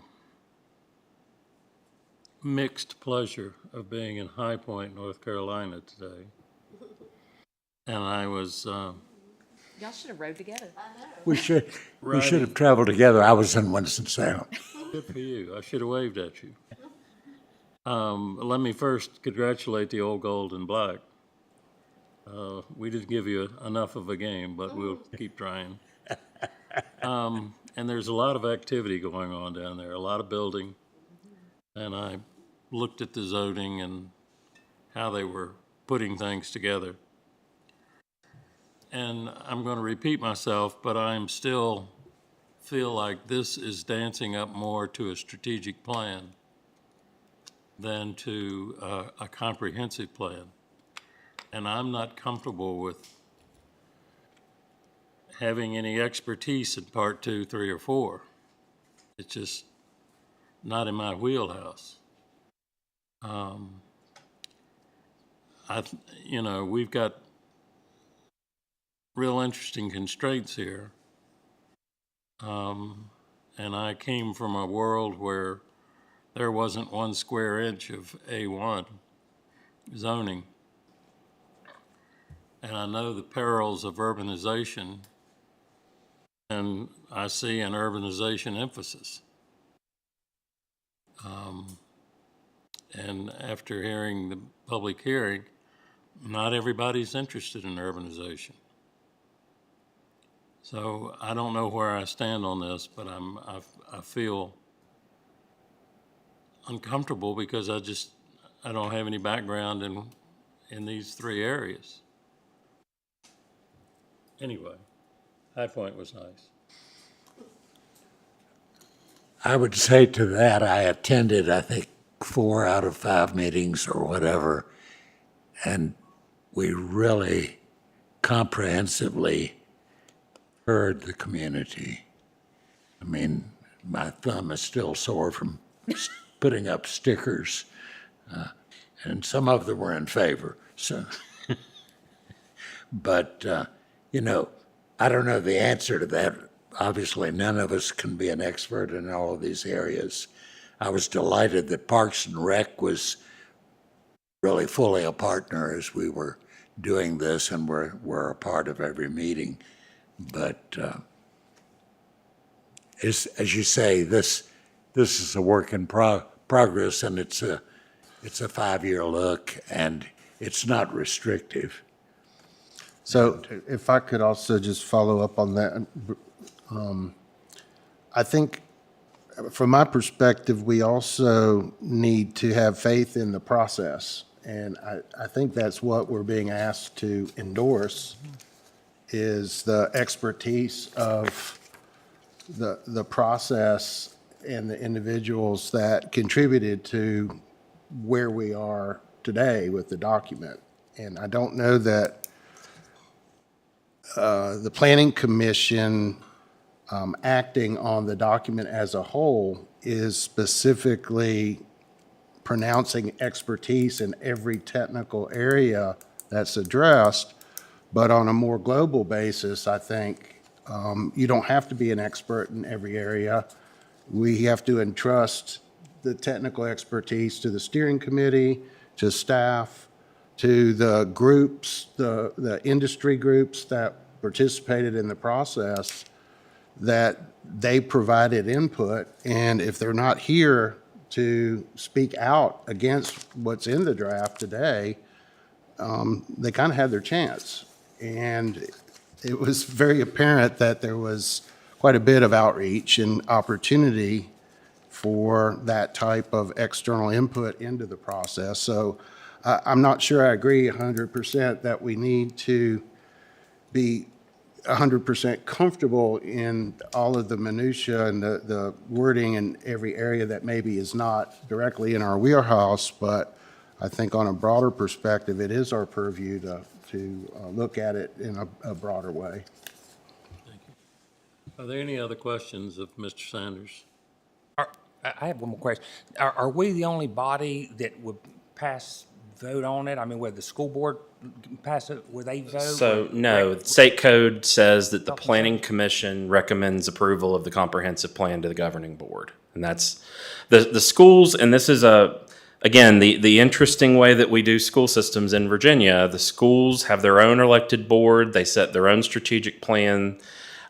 We really, in terms of education and other constituencies, we really have to look at where our job as the county stops and the responsibility of other governing boards like the library board or the school board take over. We did engage with Montgomery County Public Schools. They're in the process of adopting a strategic plan. That's not ready, and so you don't see a lot of the school's policy reflected in that chapter. But again, because we have the ability to go back and edit the document as we go along in 5-year increments, our hope would be once that strategic plan has been adopted, we can integrate more into the education chapter. Supervisor Karan, being a member of the library board, we worked with their strategic plan and made sure that got integrated in. So I think by the nature of our stakeholder process, other bodies have looked and signed off on their respective chapters. So I think you said something important just then. it's a framework that can be evaluated and updated in 5-year increments, correct? That's correct, yes, ma'am. Okay. Correct. That's We are actually helpful. required by state. Okay, I mean- to look at it every 5 years. We can look at it sooner. Sooner. We can look at it on whatever schedule we want to, but it is the goal of the state to have these comprehensive plans to guide the Board of Supervisors as they make decisions that are related to all aspects. And they have been very clear that they would prefer that we not put the document on a bookshelf and just pull it off every once in a while. So that's why they make the requirement that we look at it every 5 years and make any amendments as necessary. Okay. I had a question. First, I think it is a beautiful document and so much work and so lovely to review and ease of read and all of those things. But I was curious because I was reading, right, the culture and the education and the different dates and the goals and the deadlines, and I was like, who is making these deadlines? So I am curious because maybe I missed that, but how were those deadlines determined? Because then I also felt like some of them didn't match maybe to Right. other ones. So, and again, I think it comes back to that tenet that we have of collaboration, right? The county itself cannot do it all. And so there are partner organizations that are engaged in this work that may make it easier to achieve that strategy or that goal by continuing that partnership. So I think that's what you see with those shorter term goals. Maybe the program already exists, it's in its development, so it's low hanging fruit, for lack of a better phrase. The vision list are things that we're going to have to build, we're going to have to figure out. And so I think as we go through, those actions are things that we're going to be looking at on a yearly basis with the Planning Commission and the board through our tracking tools of how are we doing on making progress toward those goals. I think it's pretty likely that some of those shorter term goals may get bumped up to the vision list. Or maybe if we identify a pool of funding that helps us achieve a vision list item sooner, maybe we can pull that back forward a little bit. But we're really going to be looking to the board to set those priorities and determine where they want to invest resources. And we've already started having some of those conversations as we've gone through the different sections and parts with the board. The other aspect of the plan is it directly informs the capital improvements program that's adopted by the board, and that's going to be the bigger ticket items, that's going to be facilities, that's going to be infrastructure investments that the board is going to have to look at and prioritize in alignment with the comprehensive plan to see if it can achieve those goals. Our plan is directing what the Board of Supervisors So will be this is challenging. So it doesn't, doing. again, comprehensive plans are not binding. They are recommendations. But it is the voice of the citizens. So it's there as I think a check and balance of the decisions of the board to ensure that what the citizens have expressed that they want to see happen is going to be there for them to look at. Thank you. I would like to echo what you, Mr. Sanders, and Ms. Sharp Robinson said about the design. I've read this plan over and over and over, and I've never really looked at the design in depth. And it really is a very handsome document. And thank you for having the wisdom to use a photograph of the handsomest school west of the Alleghenies. You're not biased at all in making that determination, are you, Mr. Miller? And I've got one more question. Yes, sir. The updated version that was posted, when did you say? Was it this past Monday? It was Monday Or a late week after. ago? No, it was Monday late afternoon of this week, so 2 This days ago. week. And I know I wanted to catch you before the meeting, but I did not. Your comments in the public infrastructure chapter, those got integrated, so I can pull those up if that's something you'd want to see. No, I'll take your word for it. But I was a little, if there were significant changes that were made from what I reviewed in preparation for the meeting tonight. It was only grammatical, spelling, punctuation changes other than the two comments that you had made on public infrastructure. Thank you. Thank you, Mr. Sanders. Thank you all. I would now like to open the public hearing. for this particular item? And seeing none, I will close the public hearing. We have had a interesting discussion, so I would ask for a motion to either adopt or not adopt the Montgomery Matters Comprehensive Plan. I move adoption. Recommendation. Recommendation. For adoption. I'll second. Miller has made a motion. I'll second. Mr. Workman seconds. I'd like to say I appreciate the staff. I know you put a lot of time in, a lot of effort, and I know you really tried to get engagement. You know, you really tried. You had all these meetings scheduled and spent a lot of effort in that, a lot of outside of business hours. So I know you spent a lot of time on that. I appreciate that, and I understand that. I'm still a little concerned about voting outside of my expertise. You know, I'm going to have to count on the people who have expertise in education and health and human services and public infrastructure, that they've been engaged and they've taken part in their chapters.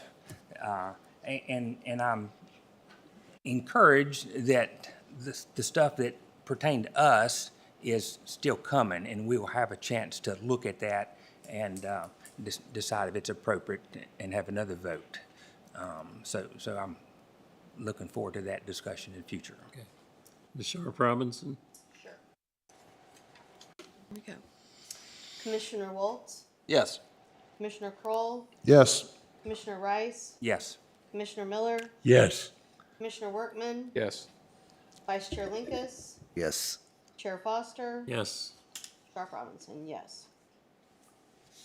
Thank you. Thank you for all you did. And we'll keep working you like. I'd now like to move to the next item on the agenda, which is public address. And if there's anyone that wishes to address the Planning Commission, now is the time. Seeing no one, we will close public address and move to the work session. Is there a motion to move into work session? Thank you, Mr. Waltz. A second, Mr. Linkus? I'll second it. Okay. We have a motion and a second. All those in favor, please signify by saying aye. Aye. Opposed? Motion carries. Mrs. Wright. Thank you. Next month, if you deem it worthy to move forward, we have a request by Carolyn Flincham to rezone 0.6359 acres located on Panorama Drive from manufacturing to agricultural. The property is located on the left there. You can see the star. You can see, again, it's kind of right outside of the town of Blacksburg limits. And then on the graphic on the right, you can see exactly, more precisely, the location. It's located about a half a mile off of Mount Tabor Road, outside of the town of Blacksburg. This is Mount Tabor. This is Bishop for reference. On the left, you'll see an aerial photo of the property showing the property is actually 10-point-something acres. And I will explain that in just a moment. On the right is the zoning map showing the existing zoning on the property and the parcels surrounding. You can see that the entire parcel is green, indicating agricultural, except for that one purple corner, which is zone manufacturing. Okay, spoiler alert. It's what? The applicant reached out to us and asked for a minor subdivision. They wanted to cut off one lot, and it kind of brought this to our attention that the property was split zone, and we discussed with the applicant the use of the manufacturing portion. It was rezoned in 1998, and a special use permit was issued in 1998, also for the use of a contractor storage yard at the site. That use has not been used in years. So the applicant has indicated and said that they want to go ahead and straighten that out, clean up the zoning map, and get rid of the split zoning. So that's what we are working to accomplish today, or next month.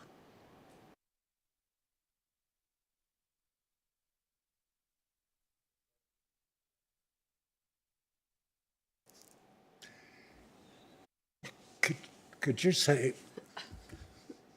You're on.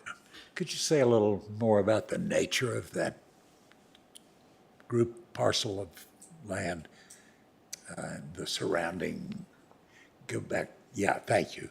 Yes, it is all it is all agricultural in that area. So this would have been considered spot zoning today, and I'm not sure that it would have been approved.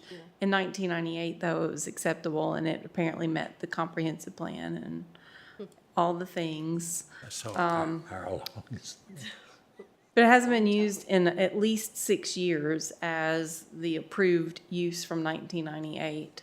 So the special use permit has expired, and the use is no longer needed, and now they would wish to revert it back to agricultural use. So we're just cleaning up. We are, yes, sir. With your permission, we'll get it forward as a looks public appropriate. hearing next month. All right, thank you. Thank you.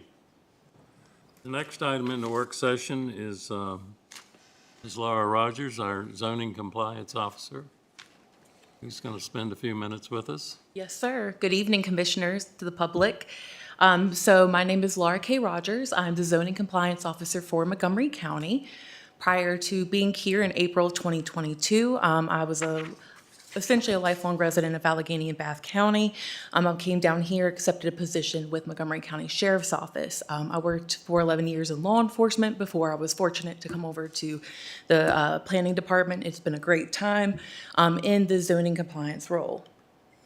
One of the really cool things that I've learned about is that zoning exists. It's a lot of fun and there are a lot of rules, and I feel like I've not left a day of law enforcement. I could say that much.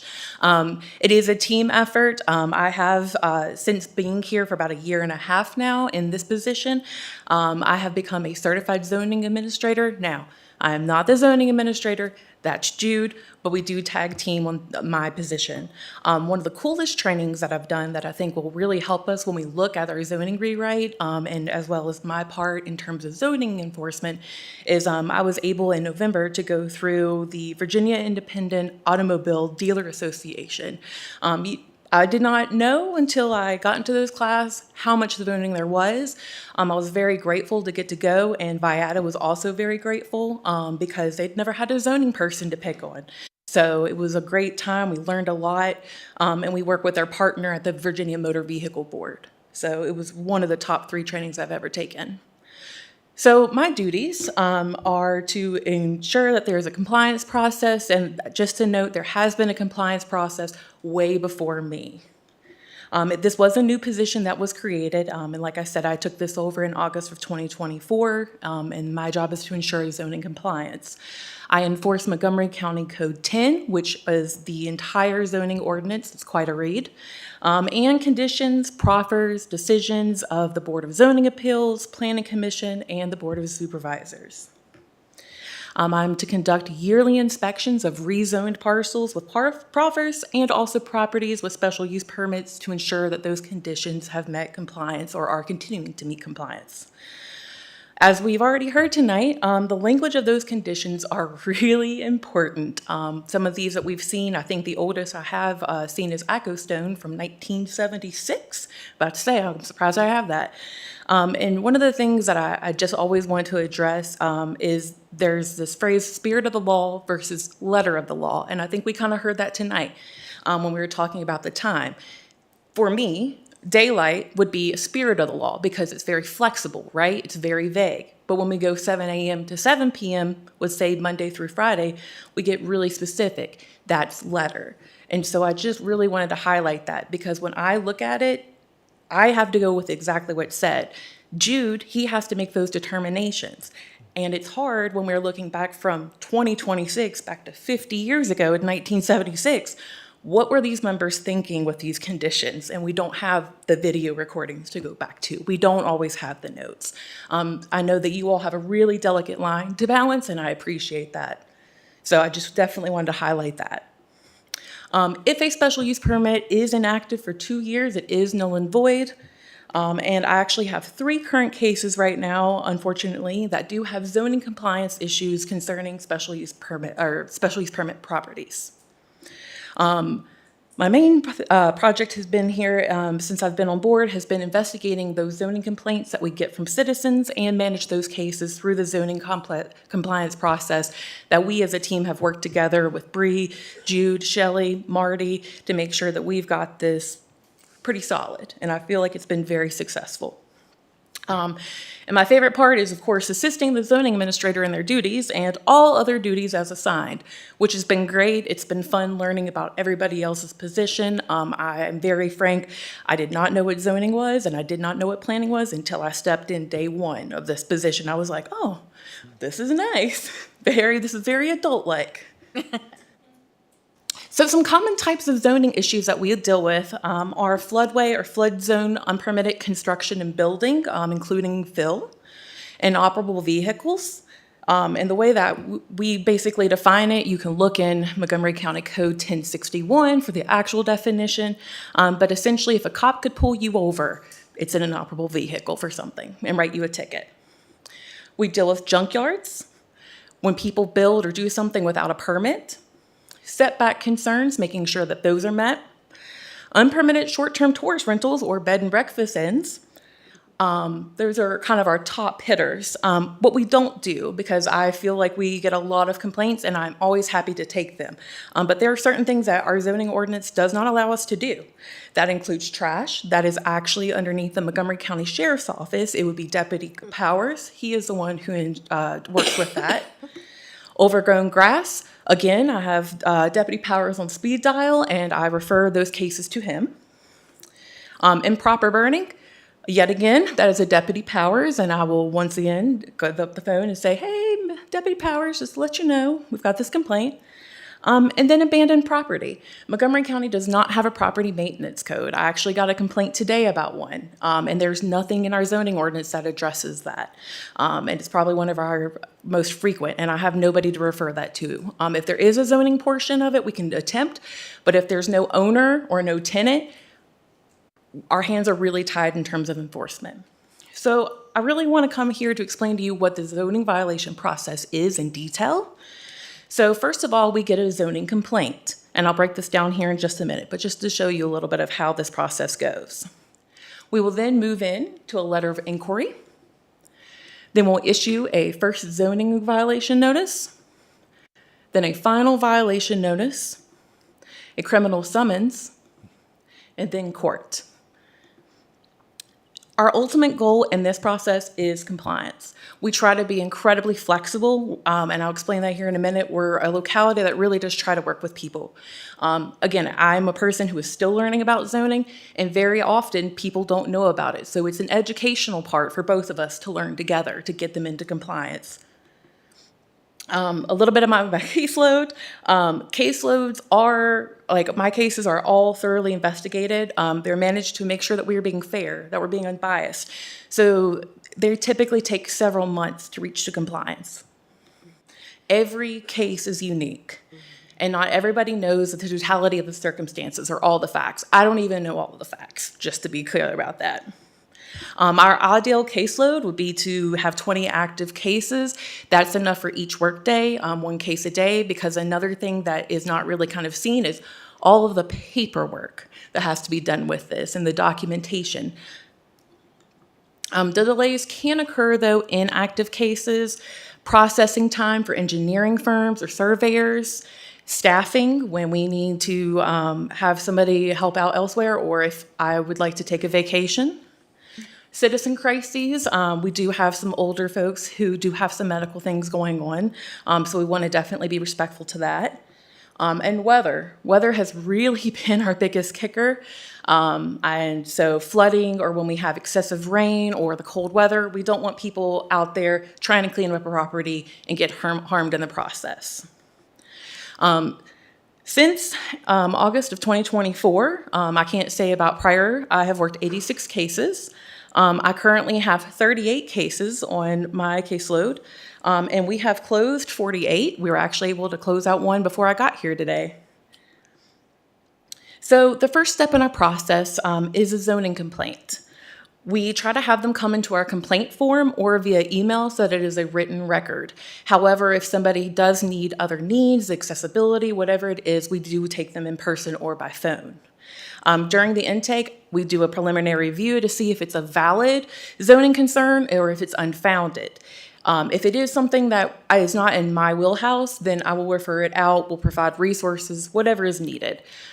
All complaints are logged, and as I said before, if it's something that is not with us, we do refer it out to where it needs to go, or I will directly tell them, I'm so sorry, this is not something that we can address, and I don't have any resources for you.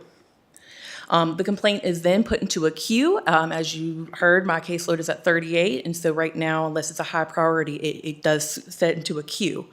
We do sort those, though, by urgency of the complaint. Our main objective is ensuring health, safety, and welfare of Montgomery County citizens and those who are coming into the county. Staff will investigate to determine what are the next steps. My current queue as of today, before this, is 27, and this number is definitely not in the active or historical case totals that I've given you in terms of numbers. So from the zoning complaint, we do something that most other jurisdictions do not do. As I've went through the networking part of zoning, I have learned that very few do this. So this is a letter that we send to citizens to let them know, hey, there is a zoning concern, a potential zoning violation on your property. We try to address this to the owner, and if we know who the tenant is, the tenant as well. So it's that first step to say, hey, there's a problem. Can we fix this together? And so they are given a certain amount of time to start working with staff to develop a compliance plan. Every single one of these are investigated before I send that letter out, just to make sure that I'm clear with that. It can be a verbal inquiry, so if I'm out on a site inspection and I see somebody, I'm very friendly. I hope you know that if you don't know. And I want to talk to that person. And so sometimes it can just be a conversation where I'm like, hey, I'm seeing that you have a lot of inoperable cars. Here's my work cell phone. Can we work on a plan together? It is not always a letter, but we try to document it as much as we can. It can stay at this stage as long as significant progress is being made. This is going to be included in every step of the process until we get to the summons portion. But while it is in our hands, if people are making significant progress, which can include cleaning up the property, working with an engineering firm, going through the permit process, we can prolong that before we move to the next step. I have currently at this stage, I have 25 cases. We have closed 39 as of today. This is the best way that we have found to get this before we start the formal zoning violation process. So moving on, if unfortunately they don't meet zoning compliance before we get to the letter of inquiry, and sometimes we give a couple months, several months, and they're still not getting to where they need to be, we will issue a first zoning violation letter. So it is the first official notice. It is typically sent either by USPS certified, so they will have to actually sign it in order to get it received, or I'll go with the deputy and we'll do personal service because some people do not have mailing addresses. They're informed of the specific violations and how they should resolve those.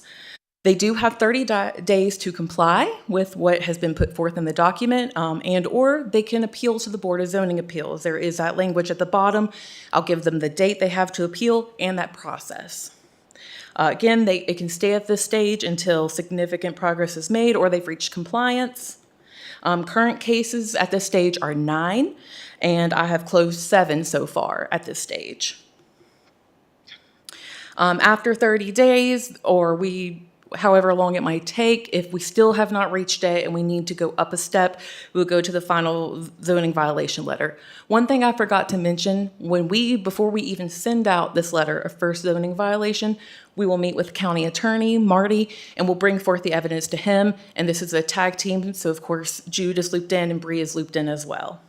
The same with the final zoning violation letter. We'll go before Jude, Bree, and Marty, and we'll explain kind of what's happened, and we'll escalate it. This is the official final zoning violation notice. Again, USPS certified delivery, where they need to pick it up with a signature, or again, I will show up and we'll do a personal service. Again, they're informed of any violations on the property and how they need to move forward to fix it. The biggest change is that they have 7 days to comply, and they have forfeited their right to appeal to the Board of Zoning Appeals. As always, it could stay at this stage as long as we're making that significant progress.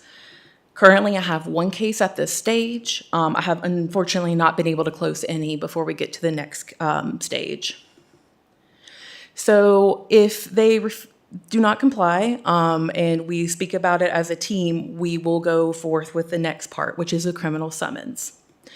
After all of our attempts via civil efforts, which is where I'm going in and talking to them or attempting to talk to them, I'm trying to get them noticed, trying to get them working there. After everything is exhausted, we will file a criminal complaint with a local magistrate stating the probable cause of the case. Probable cause is important to note because it is simply the facts and the evidence to justify that summons being issued by the magistrate. It is a Class 2 misdemeanor summons, not a warrant. There is a difference, and I'll explain that in just a second, for the owners, and if possible, it would also be for the tenants. The reason that it is a summons and not a warrant is that we waive jail time. You can't clean your property up if you're in jail, right? And again, our ultimate goal is compliance. We're not here to be punitive. We do set a court date 30 days upon issuance of the summons. So once the sheriff's office has called me and said, hey, we served so-and-so, they will set forth that date for 30 days. If they are not served their summons, then the case is postponed until we can get that 30-day buffer. If compliance is fully reached before we go before the court, we will send a letter to the judge asking for the case to be dismissed. Currently, we have one case at this stage. To break it down, 4 summons were issued. As of total, we have had total of 15 criminal summons issued, and unfortunately, we have not had any resolved at this stage. At criminal summons, at that point, it is taken out of our hands. It is then before the legal system, and it'll be up to the judge.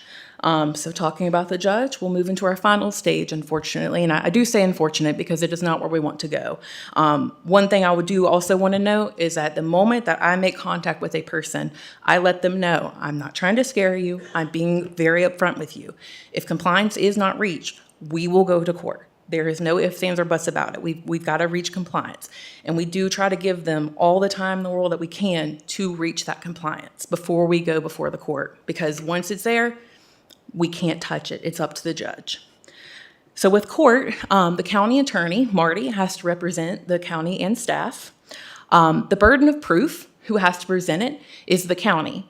When I was talking about the documentation earlier and the caseload, it's because I document every single conversation that I've had, all of that, to present to the judge. You get one opportunity in criminal court to go forth. If we bungle it, it's lost. The standard of proof is beyond a reasonable doubt. And the reason that that's also important is because you cannot have a single doubt in your mind to be proven guilty by a judge or your jury. For civil cases, it's 51% preponderance of the evidence. So it's a higher standard of proof. That's why we are very careful and annotate everything. Typically, when we've been before the judge, he has given us, and given the citizens as well, a bit of an extra chance. He will talk with them and delay the conviction, so they will be found guilty. However, he will wait, and he will set a next hearing, typically 30 days, sometimes 60 days or longer.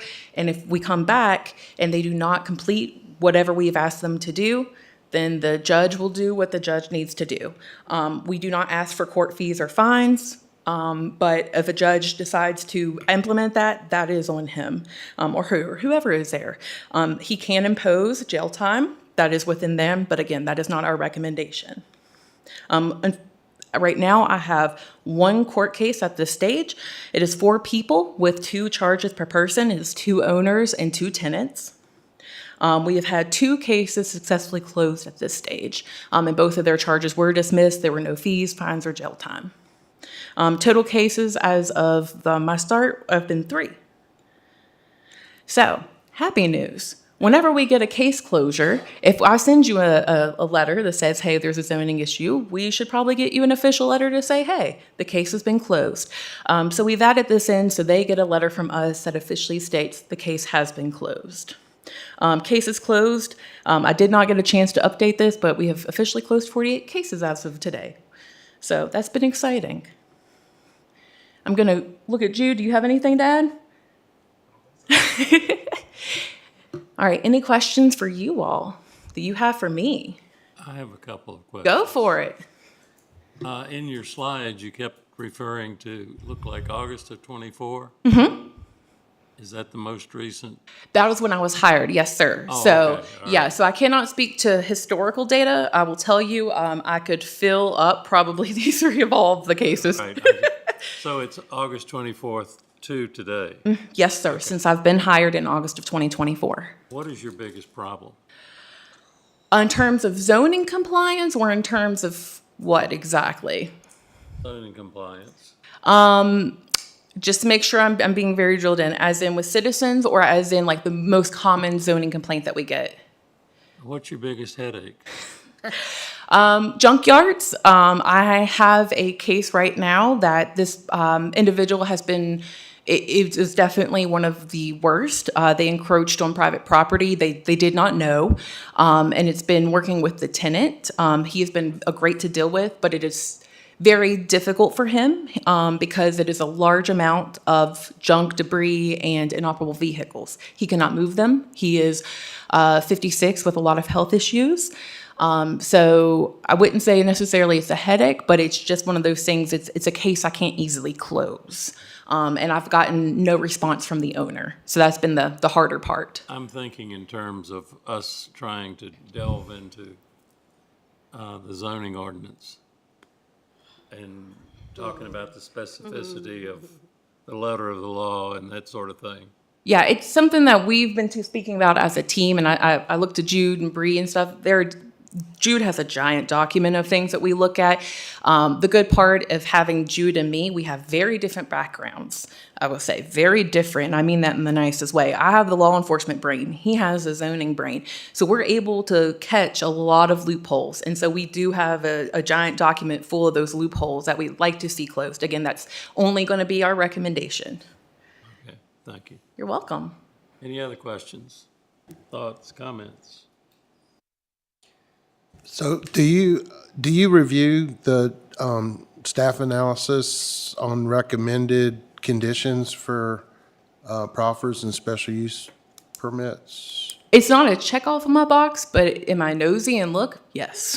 Because I it think- does become in my wheelhouse once it's passed to review. Because I think we've had that conversation during our deliberations that, that's going to be hard to enforce. And if I don't want to create workload for you, Okay. but if you looked at those in a draft form as those are being developed, that might help kind of close some of those loopholes that might even slip through here. So just a suggestion. Yeah. And I think Jude, he does I could be wrong. Jude and Bree, you were a zoning administrator for a long time. She is the head of the Virginia Association of Zoning Officials. Mm-hmm. So, there's definitely a lot of expertise. I just kind of get to see it in a cool, different light. So as far as the complaints go, is there if a citizen has a complaint, is it obvious how to submit that, or do they just call the main number, the county number, or is there a place on the website? Yes, sir, there is. It's underneath zoning complaint. It's underneath forms. If you look at our department website, it'll say underneath forms, zoning complaint web form. And there is a form for it, or people can email. I've taken a text before because it's in writing. So. Okay.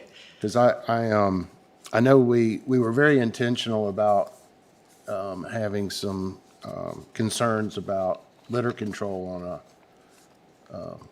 rezoning that we approved recently, and I've driven by there several times, and the litter is not being controlled.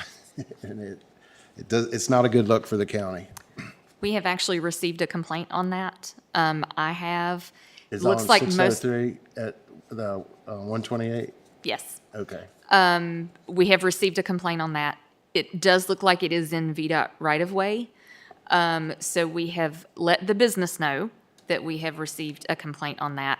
But we have also let VDOT know, so that way as they're out doing cleanup prior to mowing operations beginning, they are aware of that area as well. So in that particular case, is there language in the special use permit or the proffers? I do not recall, but I could look and see. Would you please? I didn't, I'll be honest, I didn't look to see if there was. I just sent them a message and said, hey, we've received this complaint. It's an issue.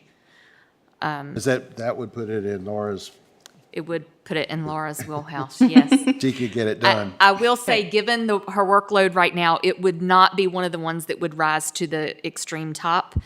You mentioned some of the things we've dealt with lately. So first of all, I want to say Laura does a wonderful job. We are very thankful that we don't have more going to court. So many are solved in that initial notice. That it really does help, because our goal is not to make it hard on people. Our goal is to help people, but achieve compliance with code. She does a wonderful job at that. She's always working with people. Sometimes I have to tell her, Laura, you gotta cut it. Like, it's been long enough. It's time. Let's move on to the next step. Because she does like to work with people and get compliance achieved. One of the things we are seeing now, and she's had a few cases, and I think it's something we all struggle with a little bit. We have had a couple of cases now that have involved multiple tents on property because people are living in them. And that's a hard one. And when we say living in them, we mean for like way more than 6 months. And some of them have, I think the last one that we finally got resolved in court, they had been there well over a year. It's still pending in court. And it is still pending in court. Those are difficult. They're difficult on the heart. Laura has went out of her way to give them multiple resources to help them with their situation. At the same time, all we can do is give them those resources. We can't make them utilize them. So she does a really good job with that. Some of the things, Mr. Foster, you were just talking about, what can we look at when the upcoming zoning rewrite? She did not mention this. I know it is a source of frustration for myself and Jude, but that is agritourism is a huge issue for us, and it's a huge enforcement issue because we get multiple complaints. And the way state code is written, because we don't have anything in our zoning ordinance, we kind of have to say, sorry, as of right now, it's a by right issue because the state would allow it, and we don't have anything in our ordinance to cover it. So that is definitely high on the list in our zoning ordinance. So we can start to get some parameters, and we can start to help some folks with that, because they can be very impactful. We don't want to hurt our farmers. We want to do what we can to support them. We want them to be able to support their farming operations. But at the same time, it is a concern when you have someone who has a very minor farming operation and they're using that 1 acre of corn to justify having people on site up to 500 at a time for a wedding every weekend, music going till 11 or 12 o'clock at night. So those are things that we do need to address with the upcoming zoning rewrite. But Laura does a wonderful job. We are so thankful to have her. I did put her under the standard contract that I jokingly say that I have all my staff on. She's with us for at least 10 years.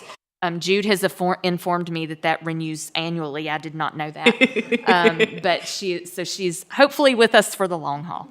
Agreed. And I just want to also mention real quick, it is really truly a group effort, and Shelley as well, because there are many times coming from my old position, I did not go to college for this, where I'm having to pick everybody's minds, Kim as well, and we are a great team, and every single one of our staff have helped me out.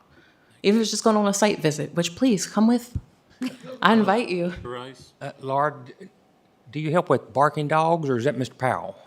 That would be the sheriff's office in general, actually. In my prior position, definitely dealt with a lot of those, but though I would unfortunately send you over to the sheriff's office. It's 540-382-4343. Non-emergency dispatch for NRV 911. Very sorry about that. Thank you. You're welcome. Thank you very much. Yeah, absolutely. Appreciate you coming in. Yeah, thank you all.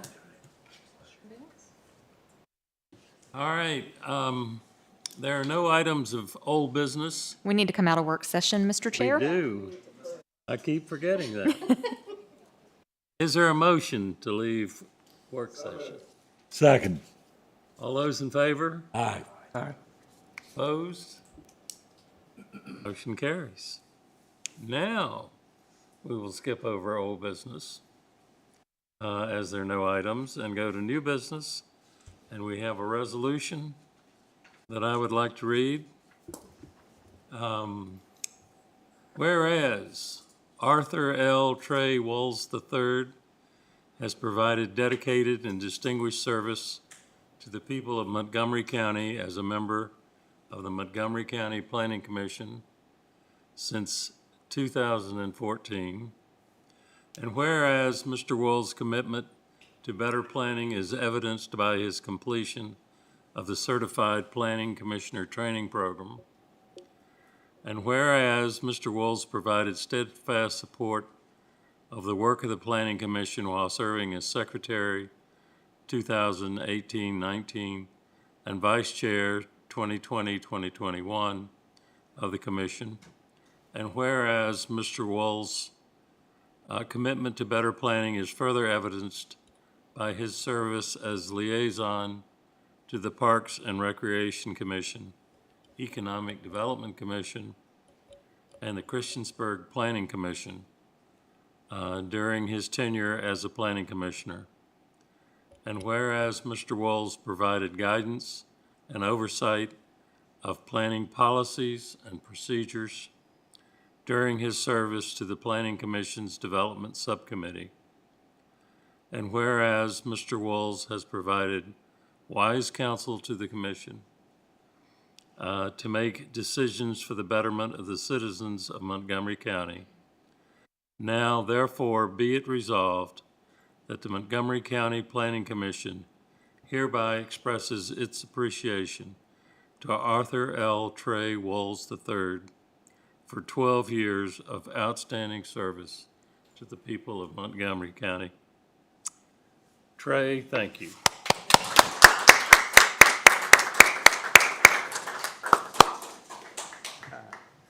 Good fun. I'm not gonna give you this, because we've got to get one more signature. Okay. Sign it and frame it and all of that.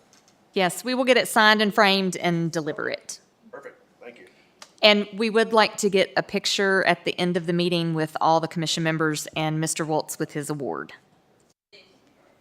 Please.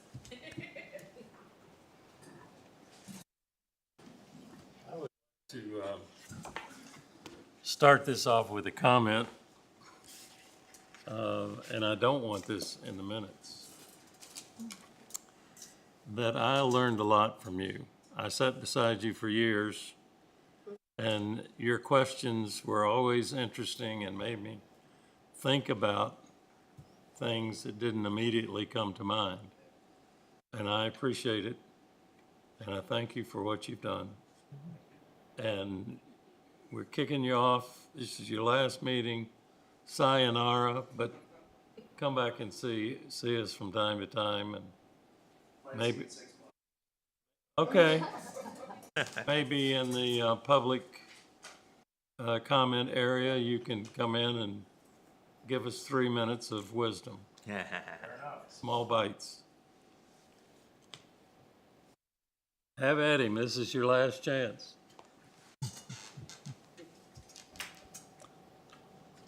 I'll echo Mr. Foster's comments and learned a lot from you, Trey. Appreciate all the support you gave to the commission throughout your years of service and to the citizens of Montgomery County. So thank you.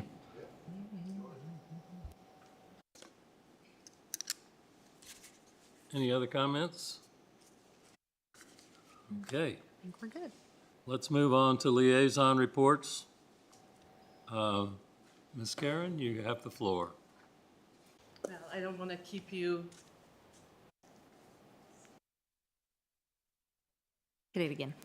I'm going to learn this. I always fight with It this. is counterintuitive. Yes.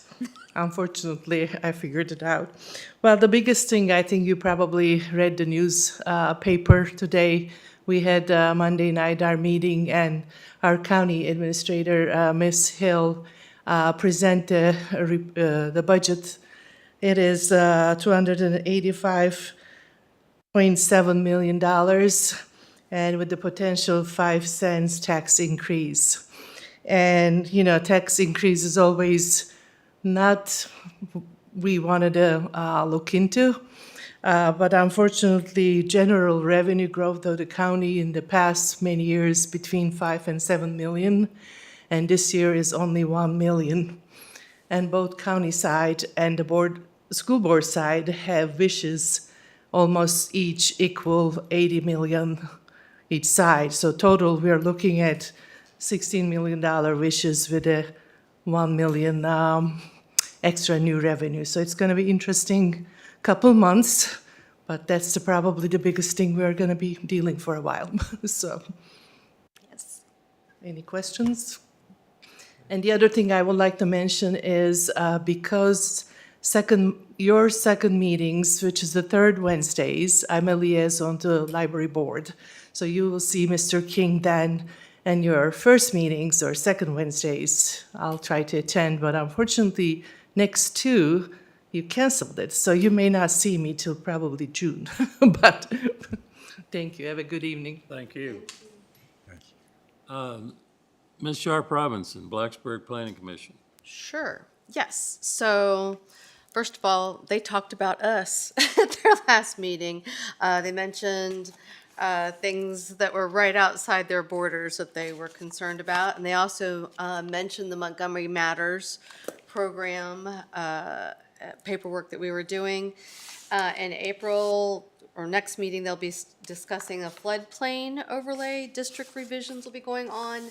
And they also have a new chairperson. Mel Jones is their new chair now. So.